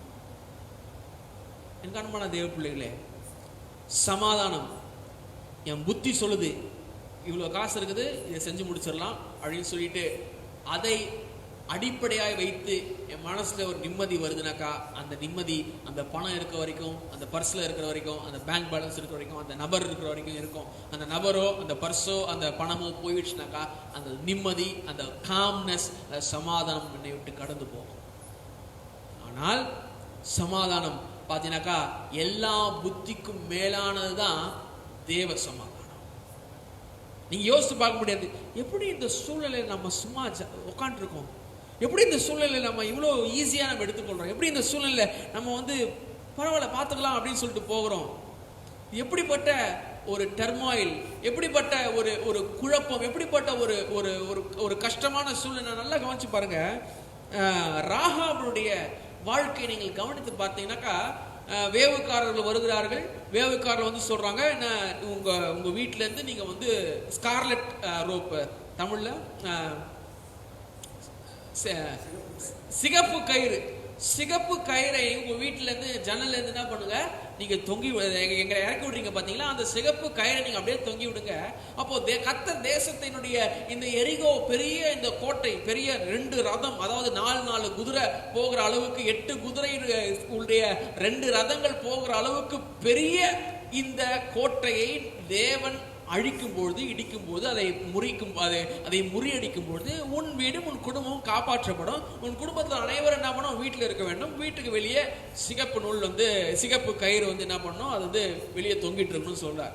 அதே மாதிரி இவர்கள் 7 நாள் அவர்கள் ஆண்டரை துதிக்கிறாங்க, எல்லாம் பண்றாங்க. 7ஆம் நாள் 7 முறை சுத்தி வருகிறார்கள், தேவனை துதிக்கிறார்கள், எக்காலம் முழங்குகிறார்கள். கர்த்தர் என்ன பண்றாருனாக்கா அந்த எரிகோ கோட்டையை விழ வைக்கிறார்.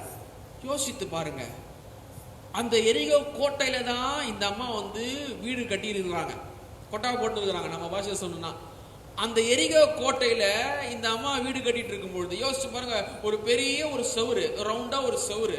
அந்த செவுருல இந்த அம்மா ஒரு இடத்துல இருக்குது. அந்த இடத்துல மட்டும் ஒரு கயிறு, சகப்பு கயிறை அந்த கயிறை வச்சு இந்த வீட்டை கட்டி போட்டிருந்தா கூட கீழே விழாம இருக்கும். ஏதாவது ட்ரை பண்ணலாம். ஆனா நீங்க என்ன சொல்றீங்க? சகப்பு கயிறை தொங்க விடுங்க, எந்த விதமான சப்போர்ட் எல்லாம், சும்மா கயிறை மட்டும் தொங்க விட்டுருங்க. யோசித்து பாருங்க, அவர்கள் 7 முறை சுத்தி வரும்போதோ இந்த ராகாவனுடைய இருதயம் எப்படி இருந்திருக்கும், அவரோட குடும்பத்தோட இருதயம் எப்படி இருந்திருக்கும். இவங்க சொல்லிட்டு போயிட்டானுங்க, இவங்க வந்தவனுங்க சாதாரண வேவுக்காரர் தான். நம்ம யோசிச்சு பாருங்க, நம்ம நிலையிருந்தா வந்தவனுங்க சாதாரண வேவுக்காரர் தான். யோசுவா கூட கிடையாது, சாதாரண வேவுக்காரங்க. இவங்க சொல்லிட்டு போயிட்டாங்க. இவங்க பார்த்துன்னு அமைதியா சுத்துறாங்க. 7ஆம் முறை அப்படியே கத்தி கூத்துறோம் சொல்றாங்க. பயங்கர சவுண்ட் வருது. சவுண்டு மட்டும் இல்ல, அந்த இடத்துல இருக்கும்போது கண்டிப்பா அந்த ஷேக்கிங்லாம் இருந்திருக்கலாம், தெரியாது. ஆனால் அத்தனை கோட்டை சுவர் முழுவதுமாக இடிந்து போகும் பொழுது ஒரு நிம்மதி இருந்துச்சு பாத்தீங்களா? அதுதான் எபிரேயர் 11ஆம் அதிகாரத்துல ஆண்டவர் சொல்றாரு, அப்போஸ்தலனாகிய பவுல் சொல்றாரு, அன்றியும் ராகா விசுவாசத்தினாலே ராகா.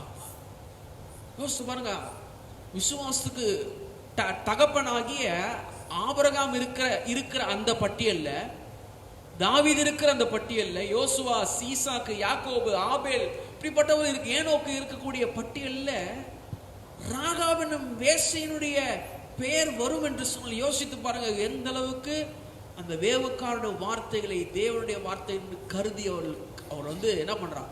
விசுவாசிக்கிறார். சுத்தி இடிஞ்சு விழுது, நம்ம இடம் மட்டும் நிக்குது. எப்படாது? எந்த விதமான கவலை இல்லை. அதுதான் சமாதானம். இன்னும் இந்த சமாதானத்தை பற்றி நீங்க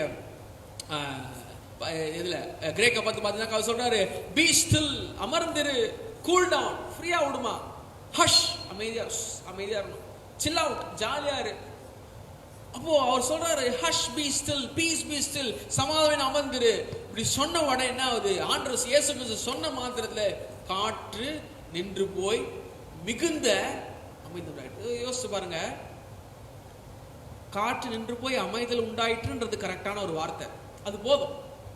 ஆனா இங்க என்ன சொல்லுது? இவங்க ஆல்ரெடி ஒரு படகுல அவர்கள் பயணித்து கொண்டிருக்கிறாங்க. படகுல பயணித்தவர்களுக்கு தெரியும், அந்த காலத்துல மோட்டர் போட் இல்லைனால இந்த அலைகள்ல இருந்து படகுல படக்கூடிய தண்ணியுடைய சத்தம் இருக்கும். ஆனா வசனம் சொல்லுகிறது மிகுந்த அமைதல் உண்டாயிற்று. நன்றாக கவனித்துக் கொள்ளுங்க. வாழ்க்கையிலே பயங்கரமான புயல் காற்று, சுழல் காற்று அப்படி கொந்தளித்து கொண்டிருக்கிற நேரத்துல கர்த்தருடைய வார்த்தை நம் வாழ்க்கையில் நோக்கி சொல்லப்படும் பொழுது உச்சரிக்கப்படும் ரேமா வேர்டு, உச்சரிக்கப்பட்ட தேவனுடைய வார்த்தை நம்முடைய வாழ்க்கைக்கு நேராக, நம்முடைய படவுக்கு நேராக, நம்முடைய சூழ்நிலையாக வரும்பொழுது நாம் எதிர்பார்த்த அமைதியை காட்டிலும் மிகுந்த அமைதியை கர்த்தர் நம் வாழ்க்கையில வருஷிக்க செய்வலராக இருக்கிறார். இயேசு கிறிஸ்து கேள்வி கேட்கிறாரு, அவர்களை நோக்கி ஏன் பயப்பட்டீர்கள்? ஏன் இப்படி பயப்பட்டீர்கள்? ஏன்டா இப்படி பயந்தீங்க? அந்த ஸ்டைல், ஏன் இப்படி பயப்பட்டீர்கள்? ஏன் உங்களுக்கு விசுவாசம் இல்லாமல் போயிற்று? இது பாத்தீங்கன்னா கொஞ்சம் வித்தியாசமான ஒரு கேள்வி. அவர்கள் சுழல் காட்டில் இருக்கிறாங்க, படகு தண்ணீர்னால் நிரப்பப்படுகிறது, வாழ்க்கை கேள்விக்குறியா இருக்கிறது. இவர் நடனாக்கா இவர் ரட்சகர்னு சொல்றாங்க, உலகத்தின் பாவத்தை சுமந்துகிற ரட்சகர். எப்பா என்னப்பா தூங்கிட்டு இருக்கிற? ஒரு தூங்கினர் இருக்கிறாரு. ஆனா இப்ப என்ன கேட்கிறாரு? ஏன் இப்படி பயப்பட்டீர்கள்? ஏன் இப்படி பயப்பட்டீர்கள்? ஏன் உங்களுக்கு விசுவாசம் இல்லாமல் போயிற்று? முன்னாடியே சொல்லியிருக்கிறேன். ஏன்னாக்கா, ஏன் இந்த கேள்வி கேட்கிறாருனாக்கா, அவர் சொல்லியிருக்கிறாரு, அக்கறைக்கு போவோம் வாருங்கள் என்று சொன்னாரு. அந்த வார்த்தையை மறந்துட்டாங்க. The test is, will you believe my word in your problem? ஆண்டவர் இவர்களுக்கு வைத்த தேர்வு, பரீட்சை, சோதனை என்று சொன்னால், எந்த சூழ்நிலையிலும் என் வார்த்தை நீ நம்புவாயா? நம்முடைய இந்த இந்த இந்த டெஸ்ட், இந்த பரீட்சை எப்படிப்பட்டது என்று சொன்னால், தேவன் சொன்னதுக்கும் நாம் பார்ப்பதற்குமான ஒரு ஒரு கான்ட்ரோவர்சியான ஒரு விஷயம், ஒரு கான்ட்ரடிக்ஷன், ஒரு முரண்பாடு. ஆண்டவர் சொல்றார், இயேசு கிறிஸ்து சொன்னது என்ன? அக்கறைக்கு போவோம். நாம் பார்ப்பது என்ன? சுழல் காற்று. இது ரெண்டுத்துக்கும் நடுவுல நான் எதை நம்புறேன்? கர்த்தர் சொன்ன வார்த்தை நம்புறேன்னா, நான் காண்கிற சூழ்நிலை நம்புகிறேனா? எல்லா புத்திக்கும் மேலான தேவ சமாதானம் வர வேண்டும் என்று சொன்னால், என்னுடைய கண்கள் காண்கிறதை நான் நம்பாமல் என் கண்கள் காணாத தேவனுடைய வார்த்தையை நான் நம்பும் பொழுது கர்த்தர் என்னை காப்பார். அதான் எபிரேயர் 11:1 சொல்லப்பட்டது, விசுவாசமானது நம்பப்படுகிறவர்களின் உறுதியும் காணப்படாதவைகளின் நிச்சயமா இருக்கிறது. பார்த்துட்டீங்க, எல்லாம் பார்த்துட்டு வரதில்லம்மா. தோமா கிட்ட இயேசு கிறிஸ்து சொல்றாரு, தோமா கிட்ட சொல்றாரு, என்ன சொல்றாருனாக்கா, நீ கண்டதுனால் விசுவாசிக்கிறா, காணாமல் விசுவாசிக்கிறவன் ஆசீர்வதிக்கப்பட்டவன். இந்த இந்த இந்த சுழல் காற்று, இந்த கொரோனா, இந்த பிரச்சனை, இந்த பணம் காரியங்கள், பொருளாதார காரியங்கள், நிறைய காரியங்கள் இருக்கிறது. ஆனால் இதையெல்லாம் காட்டிலும் நம்முடைய பார்வை தேவ வசனத்திற்கு நேராக நாம் பார்க்க வேண்டும். ஞாயிற்றுக்கிழமை ஹல்லேலூயா ஆமென் என்று சொல்லுகிறது அல்ல, சுழல் காற்றிலே அந்த வார்த்தையை அறிக்கையிட வேண்டும். God wants his people to trust in his word in the midst of everything. தேவன் தம்முடைய ஜனங்கள் எப்படியா இருக்க வேண்டும் என்று விரும்புகிறார் என்று சொன்னால், எல்லா சூழலிலும் அவருடைய வசனத்தை விசுவாசிகளா இருக்க வேண்டும். ஆண்டவர் இந்த புயல் காற்றை, சுழல் காற்றை நம்மை வளர செய்ய அவர் வல்லவராய் இருக்கிறார். விசுவாசம் என்றால் என்ன? தேவனுடைய சத்தியத்தை, வசனத்தை அபியாசிப்பது. Faith is acting upon God's truth. விசுவாசம் என்பது கர்த்தருடைய சத்தியத்தை, தேவனுடைய சத்தியத்தை, வசனத்தை வாழ்க்கையில் அபியாசிக்க வேண்டும். ஆபிரகாம் விசுவாச தகப்பன் சொல்றாங்கல்ல, ஆணுடைய வார்த்தை என்ன? நீ போ, புட்டிங் இன்டு பிராக்டிஸ், எல்லாத்தையும் விட்டு கிளம்பி போயிடுறான். ஆண்டவர் உன் புத்திரன் என்றும் ஏக சுதன் என்றும் நேசகுமார் என்று பாராமல் பலியாய் கொடு, வார்த்தை புட்டிங் இன்டு பிராக்டிஸ், கட்டி அவனை மேல வச்சிடறான். அவன் கிளம்பி போகும்போது கர்த்தர் ஆசீர்வதிச்சாரு. கிளம்பி அவன் தன் பிள்ளையை கட்டி வைக்கும் போது கர்த்தர் அவனை ஆசீர்வதித்து ஆணையிட்டு அவர் கொடுக்கிறவராக காணப்படுகிறார். மேபி அவங்க என்ன பண்ணியிருக்கணும் அப்படின்னு பார்த்தீங்கன்னாக்கா, இயேசு கிறிஸ்து தலைக்காணியை வச்சு தூங்கும் போது இவர்களும் கூட சேர்ந்து தூங்கி இருந்தா சுழல் காற்றை பார்த்துருக்க மாட்டாங்க. ஒருவேளை நான் இது வாசிக்கும் போது நான் வாசிச்சேன் என்னன்னாக்கா, ஒருவேளை பேதுரு வந்து இயேசு கிறிஸ்து கிட்ட தான் கத்துக்கிட்டான் போல. கடந்த வாரத்தில் போய் பாச பேசியிருந்தாங்க. பேதுரு வந்து சிறைச்சாலையில் சம்மடி வாங்கிட்டு என்ன பண்றாரு? படுத்து தூங்கி இருக்கிறாரு. நான் நினைக்கிறேன் அவர் இவர்கிட்ட தான் கத்துட்டு இருப்பாரு. அப்பா என்ன அடி வாங்கினாலும் நமக்கு என்ன முக்கியம்? தூக்கம். சோம்பலான தூக்கம் கிடையாது. கர்த்தருடைய வார்த்தை அந்த யாக்கோபு தூங்குறான் பார்த்தீங்கன்னா, கல்லை தலைமையில வச்சுட்டு, எந்த விதமான வாழ்க்கை நம்பிக்கை கிடையாது. ஆனா தலைமையில கல்லை வச்சுட்டு விசுவாசித்து தூங்குறான். கர்த்தர் அவனோட கூட பேசுறாரு. தலைமையில கல்லை வச்சு சொல்லணும், கல்லு மேல தலை வச்சு ஃப்ரீயா விடுங்க. அப்போ you must decide whether Jesus is trustworthy. நீங்க வந்து புரிஞ்சுக்கணும், இயேசு கிறிஸ்து உண்மையாவே நம்ப தகுந்தவரா? இயேசுநாதரை நம்பலாமா? நான் பாஸ்டர் இவ்வளவு வருஷம் நம்ம ரட்சிக்கு போட்டு ஞானஸ்தானத்தை அபிஷேகம் பண்ணப்பட்டு ஆமேன் அல்லேலூயா சொல்லிக்கொண்டு வெள்ளை சட்டி போட்டுக்கொண்டு அல்லேலூயா ஆமேன் என்று பாடிக்கொண்டிருக்கிறேன். ஆனா என்ன பார்த்து இப்படி கேட்குறீங்களே, இயேசு நம்ப தகுந்தவரா? இந்த தேவன் என்றென்றைக்கும் உள்ள சதாக்காலம் நம்முடைய தேவன், ஒரு மரண பரியந்தமும் நம்மை நடத்துவார். இந்த விசுவாசம் என்னுடைய பயத்தை காட்டிலும் பெரியதாய் காணப்படும். You cannot stop fear coming at you.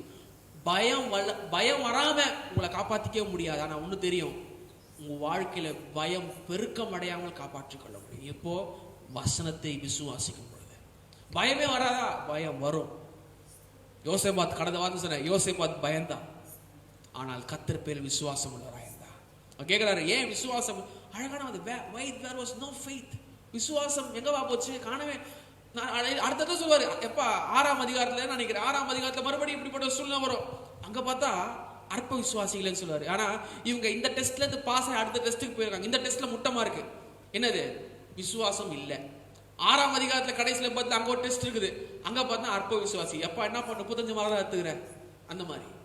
இங்க பாருங்க, என்னுடைய விசுவாசம் இல்லாமல் போயிற்று. என்னுடைய நான் சொன்ன அதிகாரத்தை பற்றி பேசினேன், வார்த்தையை பற்றி பேசினேன், தேவனுடைய ராஜ்யத்தை பற்றி பேசினேன், என்னுடைய வல்லமையை குறித்து பேசினேன். எதுவுமே நீங்க நம்பலையடா, என்னடா நீங்க ஏன்டா விசுவாசம் இல்லாமல் போயிற்று? இயேசு கிறிஸ்து சொல்றாரு, இயேசு கிறிஸ்து அவர் வாழ்க்கையில இந்த இந்த இந்த சோதனையை, இந்த பரீட்சை, இந்த ஒரு டெஸ்ட்டை அனுமதித்ததுக்கு இன்னொரு காரணம்னாக்கா, முதலாவதாக இவர்கள் எவ்வளவு விசுவாசித்திருக்கிறார்கள், இவர்களுக்கு எவ்வளவு விசுவாசம் இருக்குன்னு ஆண்டவர் பார்க்கணும். ரெண்டாவது, இவர்களுக்கு எவ்வளவு விசுவாசம் இருக்குன்னு இவர்களே பார்க்கணும்.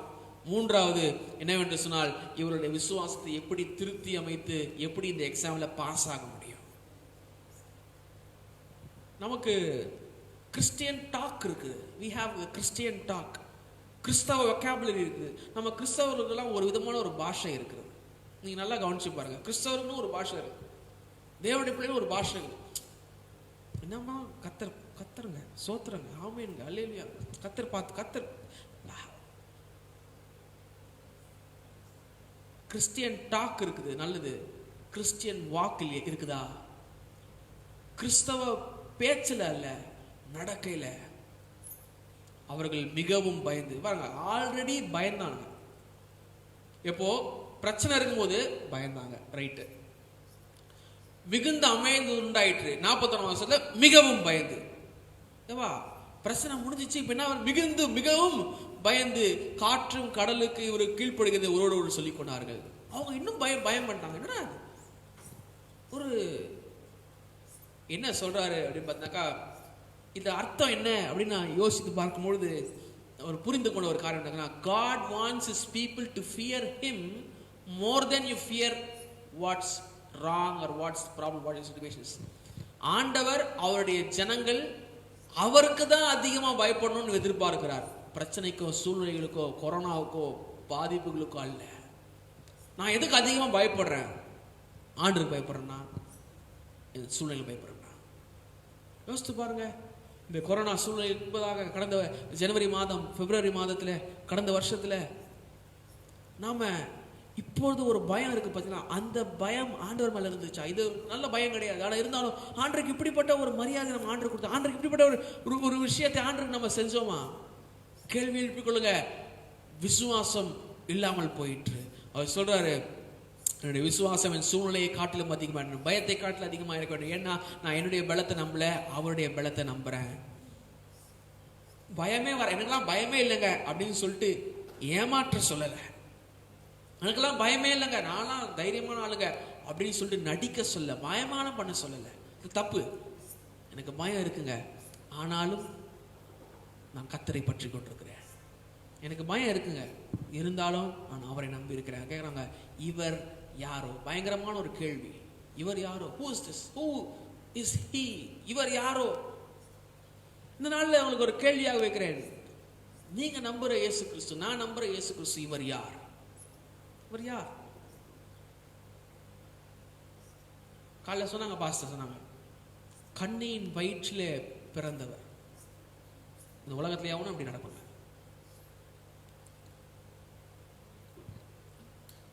மரியாளுடைய வயிற்றில் பரிசுத்த ஆவினால் கர்ப்பம் தரிக்கப்பட்டு மனிதத்தன்மையும் தெய்வீகத்தன்மையும் உடையவர். இவர் ஒரு வித்தியாசமான தனித்துவமான மனிதர். இவருக்குள்ளாக 2 நேச்சர் இருந்துச்சு, 2 சுபாவம் இருந்தது. தெய்வீக சுபாவம் இருந்துச்சு, மனுஷ சுபாவம் இருந்துச்சு அவருடைய. அதனாலதான் பைபிள்ல நீங்க லூக்கால வாசித்து பார்க்கும் பொழுது நீங்க son of man, son of God, son of man பாப்பீங்க, அல்லது தேவகுமார்னு பாப்பீங்க. யோவான்ல அவங்க மனுஷகுமார்னு பாப்பீங்க, இல்ல பார்த்தாக்கா தேவகுமார்னு பாப்பீங்க. Son of God and son of man. அவர் முழுவதுமாக, அதாவது நிறைய பேர் சொல்லுவாங்க அவர் 100% கடவுள் தேவன், 100% மனுஷன். அப்படிலாம் சொன்னா மேக்ஸுக்கு விரோதமாயிடும். அப்படி கிடையாது. கணக்கே போட முடியாது. அது எந்த அளவுக்கு அவர் மனிதன், எந்த அளவுக்கு அவர் தேவன் சொல்லி கணக்கு போட முடியாது. அந்த கணக்கு போடுறதுக்கு எனக்கு அவர் மைண்டு கொடுக்கல, எனக்கு ஞானத்தை அவர் கொடுக்கல, யாருக்குமே கொடுக்கல. மனிதனால் அதை புரிந்து கொள்ளவே முடியாது. இதுதான் தியாலஜிக்கல்ல பார்க்கும்போது ஹைப்போஸ்டாட்டிக் யூனியன் அப்படின்னு சொல்லுவாங்க. பிலிப்பியர் 2ஆம் அதிகாரத்தில் சொல்லப்பட்டிருக்கிறது போல, அதாவது என்ன பண்றாருனாக்கா, இந்த தெய்வீக தன்மையை ஒரு மனித உடலுக்குள்ளாக அவர் தருகிறார். அடிமையின் ரூபம் எடுத்து மனுஷ சாயலானார். A sinless savior to die on. இவர் இந்த பாவமறியாத ரட்சகர் நமக்காக மரித்தார். இந்த பாவமறியாத ரட்சகர் நமக்காக மறுபடியும் உயிர்த்தெழுந்தார். இயேசு கிறிஸ்து என்ன செய்ய முடியும்? யோசிச்சு பாருங்க. இவர் தூங்கி கொண்டிருக்கிறார். மனித தன்மை டக்குன்னு எரிச்சு காற்றையும் கடலையும் இயற்கை சூழ்நிலையும் மாற்றி போடுகிறார். அவருடைய தெய்வீக தன்மை. ஸ்திரீயின் வயிற்றிலே அவர் பிறக்கிறார். ஆனா நல்லா கவனிச்சு பார்த்தீங்கன்னாக்கா அந்த ஸ்திரீயவே அவர் தான் உண்டாக்கினார். ஸ்திரீயின் வயிற்றில பிறந்தது மனித தன்மை, ஸ்திரீயை உண்டாக்கினது அவருடைய தெய்வீக தன்மை. அந்த இயேசு கிறிஸ்து பிறந்த போது அந்த அந்த மாட்டுக்கொட்டையில அந்த அந்த அந்த சூழ்நிலையில வந்து பாத்தீங்கன்னாக்கா நிறைய கழுதை மாடுலாம் இருந்திருக்கும். யோசிச்சு பாருங்க. அவர்கள் அந்த மாடெல்லாம் நினைக்குது ஒரு குழந்தை பிறந்துன்னு நினைக்குது. ஆனா அந்த மாடுகளையும் அந்த கழுதைகளையும் அந்த ஆடுகளையும் சிருஷ்டித்ததே இந்த தேவன் தான். மனித தன்மை, அவருடைய தெய்வீக தன்மை. அவர் முன்னணியிலே கடத்தப்பட்டார். ஒரு உடன் இதுல கடத்தப்பட்டார். அந்த உட்டு எங்க வந்துச்சு? மரத்துல வந்துச்சு. அந்த உட்டு நினைக்கும், அப்பாடா ஒரு குழந்தைய நம்ம சுமக்கிறோம். இல்ல, அந்த மரத்தை படைத்தவர் தான் அந்த மரத்துல படுத்து கொண்டிருக்கிறார். அவர் தாகம் உண்டாவது. அதே சமயத்துல அவர் சொல்றாரு, நான் தான் ஜீவ தண்ணீர்னு சொல்றாரு. என்னிடத்துல தான் ஜீவ தண்ணீர் இருக்குன்னு சொல்றாரு. அவருக்கு தாகம் உண்டாகுது. அந்த சமயத்துல சொல்ற எனக்கு ஜீவ தண்ணீர் இருக்குது. அவருக்கு தாகம் உண்டாகுது. அதே சமயத்துல தான் அவர் வந்து கடல் மேல நடந்து போயிட்டு கொண்டிருக்கிறாரு. அவருக்கு பசிக்குது, பசி எடுக்கிறது. அவருக்கு பசி எடுக்குது. அவருக்கு மிகுந்த பசி உண்டாயிட்டு பசி எடுக்குது. அதே பசி உண்டான அந்த மனிதன் தான் தேவனாக என்ன பண்றாக்கா 5000 புருஷர்களுக்கு 5 அப்பத்தையும் 2 மீன்களையும் பகிர்ந்து அவர் தருகிறார். அந்த தேவன் தான் சொல்றாரு, அந்த பசிக்காக கல்களை அப்பமாக மாற்றிக்கொடு என்று சொல்லி பிசாசான சோதிக்கிற அவர் தான் சொல்றாரு, ஜீவ அப்ப நான் தாண்டான்னு சொல்றாரு. அவருடைய மனித தன்மை, அவருடைய தெய்வீக தன்மை. அவர் மனித தன்மையிலே அவர் மரித்து போகிறார். ஆனால் அவருடைய தெய்வீக தன்மையிலே அவர் மறுபடியும் உயிரோடு இருக்கிறார். Be careful with the Jesus who you are dealing with. நீங்கள் மிகுந்த ஜாக்கிரதையாக இருக்க வேண்டும். நம்ம இயேசு கிறிஸ்துவ வந்து ரொம்ப நைஸான, ரொம்ப அழகான, சாஃப்டான, ரொம்ப கியூட்டான அப்படி அப்படி அப்படி இல்லை. அவர் அப்படி இல்லை. கொலோசியர் 1ஆம் அதிகாரம் 2ஆம் அதிகாரத்தை வாசித்து பார்த்துங்க. சகலமும் அவருக்கென்றும் அவருக்காகவும் அவரால் உண்டாக்கப்பட்டிருக்கிறது. அவ்வளோ பெரிய இயேசு கிறிஸ்து தான் இன்னைக்கு நானும் நீங்களும் ஆராதிக்கிறோம், நானும் நீங்களும் சாட்சி கொடுக்கிறோம். இங்கே ஆண்டவர் இவர்களுக்கு டெஸ்டிங் கொடுக்குறாரு. இவங்க டெஸ்டிங் கொடுக்குறாரு. சில சமயம் நம்ம ஃபெயில் ஆகிடும் டெஸ்டிங்ல. சில சமயம் நம்ம டெஸ்ட்ல ஃபெயில் ஆகிடும், தோற்று போயிடும், ஃபெயில் ஆகிடும். ஆண்டா இயேசு கிறிஸ்து என்ன பண்றாருனாக்கா மறுபடியும் ஒரு சான்ஸ் கொடுக்குறாரு. மறுபடியும் ஒரு சான்ஸ் கொடுக்குறாரு. எதுக்கு? பாஸ் ஆகி ஸ்பிரிச்சுவல் லெவலில் ஆவிக்குரிய ரீதியிலே அடுத்த பகுதிக்கு நான் கடந்து போக முடியும். நீங்கள் நல்லா கவனித்து பார்த்தா இந்த சிக்கன் 65 பொரிக்கும்பொழுது, அல்லது நீங்கள் கறி சமைக்கும் போது, அல்லது இன்னும் இட்லி செய்யும்பொழுது, இட்லி அந்த ஆவி எல்லாம் வச்சு பார்த்துட்டு நீங்கள் என்ன பண்ணீங்க? ஒரு கத்தியவோ ஒரு குச்சியோ என்ன பண்ணீங்க? குத்தி பார்ப்பீங்க. எதுக்கு? அது வெந்திருக்குதா? அதே மாதிரி நானும் எங்களோட வார்த்தையை கேட்டு வழி நடக்கும்பொழுது ஆண்டவர் சில சமயம் டெஸ்ட் பண்ணி பார்ப்பாரு. எந்த அளவுக்கு அவருடைய வசனத்தில் நிலைத்திருக்கிறேன், எந்த அளவுக்கு நான் சரியா இருக்கிறேன். ஒரு ஒரு ஒரு ஒரு ஃப்ளைட்டில், ஒரு ஏரோப்ளைனில் வந்து அவங்க மேலே போயிட்டு இருக்கும்போது டர்மாயில் அதிகமாக, அதாவது விண்ட் ஷிஃப்ட் அதிகமாக இருக்குது. முழு ஃப்ளைட்டுமே ஆடிக்கொண்டிருக்கிறது. அந்த சமயத்தில் ஒரு வயது முதிர்ந்த ஒரு தாய் ஒருத்தங்க இருந்தாங்க. அவங்க பக்கத்தில் ஒரு சின்ன பையன் வந்து இருந்தான். இந்த பயந்து போது தாய் அப்படியே பயந்து நடுங்கி, ஐயோ செத்துருவோம், அவ்வளோதான் போச்சு, எல்லாம் ஆக்சிஜன் எடுத்து முகத்தில் போட்டுக்கணும், எல்லாம் சீட் பெல்ட்லாம் டைட் பண்ணிக்கும் அப்படின்னு சொல்லிட்டு பயந்து போயிருக்கிறாங்க. ஆனால் இந்த குட்டி பையன் வந்து என்ன பண்ணுறான்? அவன் பாட்டுன்னு ஒரு கேம்ஸ் வச்சு விளையாட்டுருக்கான். அவன் பாட்டுன்னு டாய்ஸ் விளையாட்டு இருக்கான். அப்போது அந்த அந்த வயது முதிர்ந்தவர் கேட்குறாங்க, ஏன்டா உனக்கு பயம் இல்லையா? எனக்குலாம் வயசான எனக்கே பயமாக இருக்குது அப்படின்னா அவன் அந்த பையன் சொன்னானா, ஃப்ளைட்டை ஓட்டுறது எங்கள் அப்பா பார்த்துக்கலாம் அப்படின்னா.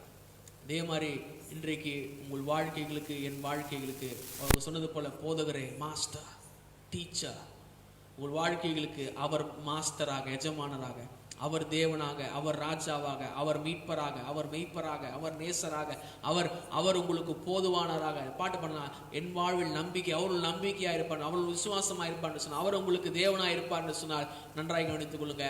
இந்த அண்ட சராசரங்களை பாதுகாத்து, இந்த அண்ட சராசரங்களை படைத்து, இந்த அண்ட சராசரங்களை பராமரித்து, இந்த அண்ட சராசரங்களை ஒரு நாள் அழித்து மறுபடியுமாக புதிய காரியங்களை உண்டாக்குகிற தேவன் மேலதான் நாம் விசுவாசம் வைக்கணுமே ஒழிய இந்த கடந்து போகிற ஒரு சூழ்நிலைகள் மேலே, கடந்து போகிற காரியங்கள் மேலே நாம் பயப்படாமல் இருப்பது மிகவும் மிகவும் நல்லது. ஏன்னா நான் கிறிஸ்துவை, அதான் சொல்றாரு, தேவனிடத்தில் விசுவாசமாயிருங்கள், என்னிடத்திலும் விசுவாசமாயிருங்க. நானே வழி சத்தியம் ஜீவனுமா இருக்கிறேன் என்று சொன்னார். ஏன்? என்னாலே அன்றி, அதாவது என்னாலேனா அவர் தான் வழி, அவருடைய வழி இல்லாம என்னாலே அன்றி அவர் தான் சத்தியம், அவருடைய சத்தியம் இல்லாம என்னாலே அன்றி அவர் தான் ஜீவன், அவருடைய ஜீவன் இல்லாம பிதாவிடத்திற்கு ஒருவனாலும் சேர முடியாது. இவர் யாரோ? உங்கள் வாழ்க்கையில ஒரு கேள்வியாக நான் வைத்து முடிக்கிறேன். கேள்விகளை, ஆண்டவரே நீர் யார்? என் வாழ்க்கையில் நீர் எப்படிப்பட்டவராக இருக்க விரும்புகிறீர்? என் வாழ்க்கையில் நான் உமக்கு கொடுக்க வேண்டிய ஸ்லாட், உமக்கு கொடுக்க வேண்டிய ஸ்பேஸ், உமக்கு கொடுக்க வேண்டிய இடத்தை நான் கொடுக்குறேனா? உமக்கு கொடுக்க வேண்டிய மகிமையை நான் கொடுக்குறேனா? உமக்கு கொடுக்க வேண்டிய இடத்தை நான் கொடுக்குறேன், உமக்கு கொடுக்க வேண்டிய நேரத்தை நான் கொடுக்குறேனா? நானும் நீங்களும் நம்மை நாம் நிதானித்து பார்த்துக்கொள்வோம். நாம ஜெபம் பண்ணுவோம். ஹல்லேலூயா, பிரைஸ் தி லார்ட். எங்கள் அன்பின் பரலோக பிதாவே, ஓ ஹல்லேலூயா, உமக்கு நன்றி செலுத்துகிறோம் ஆண்டவரே, நன்றி செலுத்துகிறோம் கர்த்தாவே, நன்றி செலுத்துகிறோம் ஆண்டவரே. இந்த காரியங்கள் ஆண்டவரே, இந்த டெஸ்ட் ஆன இந்த சோதனையின் காலத்தில், இந்த ஒரு கடினமான நாட்களில் ஆண்டவரே, இப்படிப்பட்ட வார்த்தையை வைத்து எங்களுக்கு அப்பா நாங்கள் உண்மையில் விசுவாசமாக இருக்க வேண்டும் என்று சொல்லி எங்களுக்கு போதித்ததற்காக உமக்கு ஸ்தோத்திரம். எங்களுடைய பயத்தை காட்டிலும் உண்மையில் வைத்திருக்கிற விசுவாசம் பெரிதாக இருக்க வேண்டும் அப்பா. எங்களுடைய பயத்தை காட்டிலும் உம்முடைய வசனத்திலே விசுவாசமாக இருக்க வேண்டும் ஆண்டவரே. எங்களுடைய பயத்தை காட்டிலும் ஆண்டவரே, நாங்கள் சூழ்நிலைக்கு பயப்படுவதை தவிர்த்து எங்கள் தேவனுக்கு, ராஜாவுக்கு நாங்கள் பயப்பட கர்த்தர் எங்களுக்கு கிருபை பாராட்டும்படியாக நாங்கள் ஜெபிக்கிறோம். ஹல்லேலூயா. இதை பார்த்து கொண்டிருக்கிற ஒவ்வொரு தேவ பிள்ளைகளுக்காக நான் ஜெபிக்கிறேன் ஆண்டவரே. கர்த்தர் நீர் சகாயம் செய்வீராக, கர்த்தர் நீர் அப்பா நீர் போஷிப்பீராக, கர்த்தர் நீர் பராமரிப்பீராக. பஞ்சகாலம் தீருமளவும் என் தேவனுடைய கனாதி கரம் அவர்கள் மேல், அவருடைய குடும்பங்கள் மேல் காணப்படட்டும். இந்த சர்வீஸை, இந்த கூட்டத்தை ஃபேஸ்புக்கிலும் கொஞ்ச நேரம் கழிச்சு யூடியூப்லும் அப்பா பங்கு பெற போகிற ஒவ்வொரு தேவ பிள்ளைகளுக்காக நான் நன்றி செலுத்துகிறேன். கர்த்தர் ஆண்டவரே, யாராகிலும் ஒருவருக்கு, யாராகிலும் ஆண்டவரே இது நாளை சாட்சி கொடுக்கத்தக்கதாக, இது அவன் வாழ்க்கையில அனுபவித்ததாக ஆண்டவரே, பயப்படாதே, நான் உன்னோடு கூட இருக்கிறேன், திகையாதே, நான் உன் தேவன். அவர் சொல்றாரு, பயப்படாதே, நான் உன் கூட இருக்கிறேன்ப்பா, திகையாத, நான் உன் தேவன், நீதியின் வலது கரத்தினால் உன்னை தாங்குவேன் என்று சொல்லியிருக்கிறார். அவர் நீதியின் வலது கரத்தினால் உங்களை தாங்குவார், கண்டிப்பா தாங்குவார். பயத்தை விட்டுடுங்க, ஆண்டவருக்கு மாத்திரம் பயப்படுங்க. ஆனால் ஒன்று, அவர் மேல் விசுவாசம். ஆண்டவரே, உம்முடைய வார்த்தையை விசுவாசிக்கிறான்ப்பா, உம்முடைய வல்லமையை விசுவாசிக்கிறான் ஆண்டவரே, உம்முடைய வசனத்தை விசுவாசிக்கிறான் ஆண்டவரே, உம்முடைய விருப்பத்தை, சித்தத்தை நான் விசுவாசிக்கிறேனப்பா. சில சமயம் விசுவாசம் இல்லாத சூழ்நிலை இருக்கும் என்று சொன்னால், அந்த பிசாசு பிடித்த ஒரு மகனுடைய தகப்பன் சொன்னது போல, ஆண்டவரே என்னால் விசுவாசிக்க முடியலப்பா, விசுவாசிக்க எனக்கு உதவி செய்யுங்க என்று சொல்லி நான் ஜெபம் பண்ணுவேன் என்று சொன்னால், நான் சொன்னது போல அவர் படைத்தவர் மறுபடியுமாக படைக்கப்பட்டதிலே வந்து உட்கார்ந்தது போல, விசுவாசத்தின் துவக்கமும் the author of faith, the author and the finisher of faith, விசுவாசத்தின் துவக்கமும் முடிவுமானவர், என்னை விசுவாசத்தினால் நிரப்ப அவர் உள்ளவராக இருக்கிறார் என்று சொன்னால், விசுவாசம் என்பது ஒரு வரமாக இருக்கிறது, விசுவாசம் என்பது ஒரு கனியாகவும் இருக்கிறது. கர்த்தர் பெரிய காரியங்களை செய்வார். ஹல்லேலூயா. எல்லாமே பரலோக பிதாவே, இந்த மாலை வேளையில் வசனத்தை கேட்டுக்கொள்ளும் தேவ பிள்ளைகள் கர்த்தர் ஆசீர்வதிப்பாங்க, பாதுகாத்துக்கொள்ளுங்க, வழி எடுத்துக்கொள்ளுங்க. இந்த வாரம் முழுவதுமாக என் தேவனுடைய அநாதிக்கரம், என் தேவனுடைய வல்லமை, என் அபிஷேகம், தேவனுடைய ரட்சிப்பும் போஷிப்பும் பராமரிப்பும் ஜனங்களை பாதுகாத்துக் கொள்ளட்டும். ஆசீர்வதிங்க. எல்லா துதிக்க நமக்கு ஒரு ரட்சகர் இயேசு கிறிஸ்து நாமத்தில் பிதாவே, ஆமென். நம்முடைய கர்த்தராகிய இயேசு கிறிஸ்துவின் கிருபையும், பிதாவாகிய தேவனுடைய அன்பும், பரிசுத்த ஆவியானவருடைய அந்யோன்யமும், ஐக்கியமும், சமாதானமும், ஆலோசனையும் இன்றும் என்றும் சதா காலங்களும் நம் அனைவரோடு கூட, விசேஷமாக சகல பரிசுத்தவான்களோடு கூட, இதை பார்த்து கொண்டவர்களோடு கூட இருப்பதாக. Amen, amen, amen. Praise the Lord.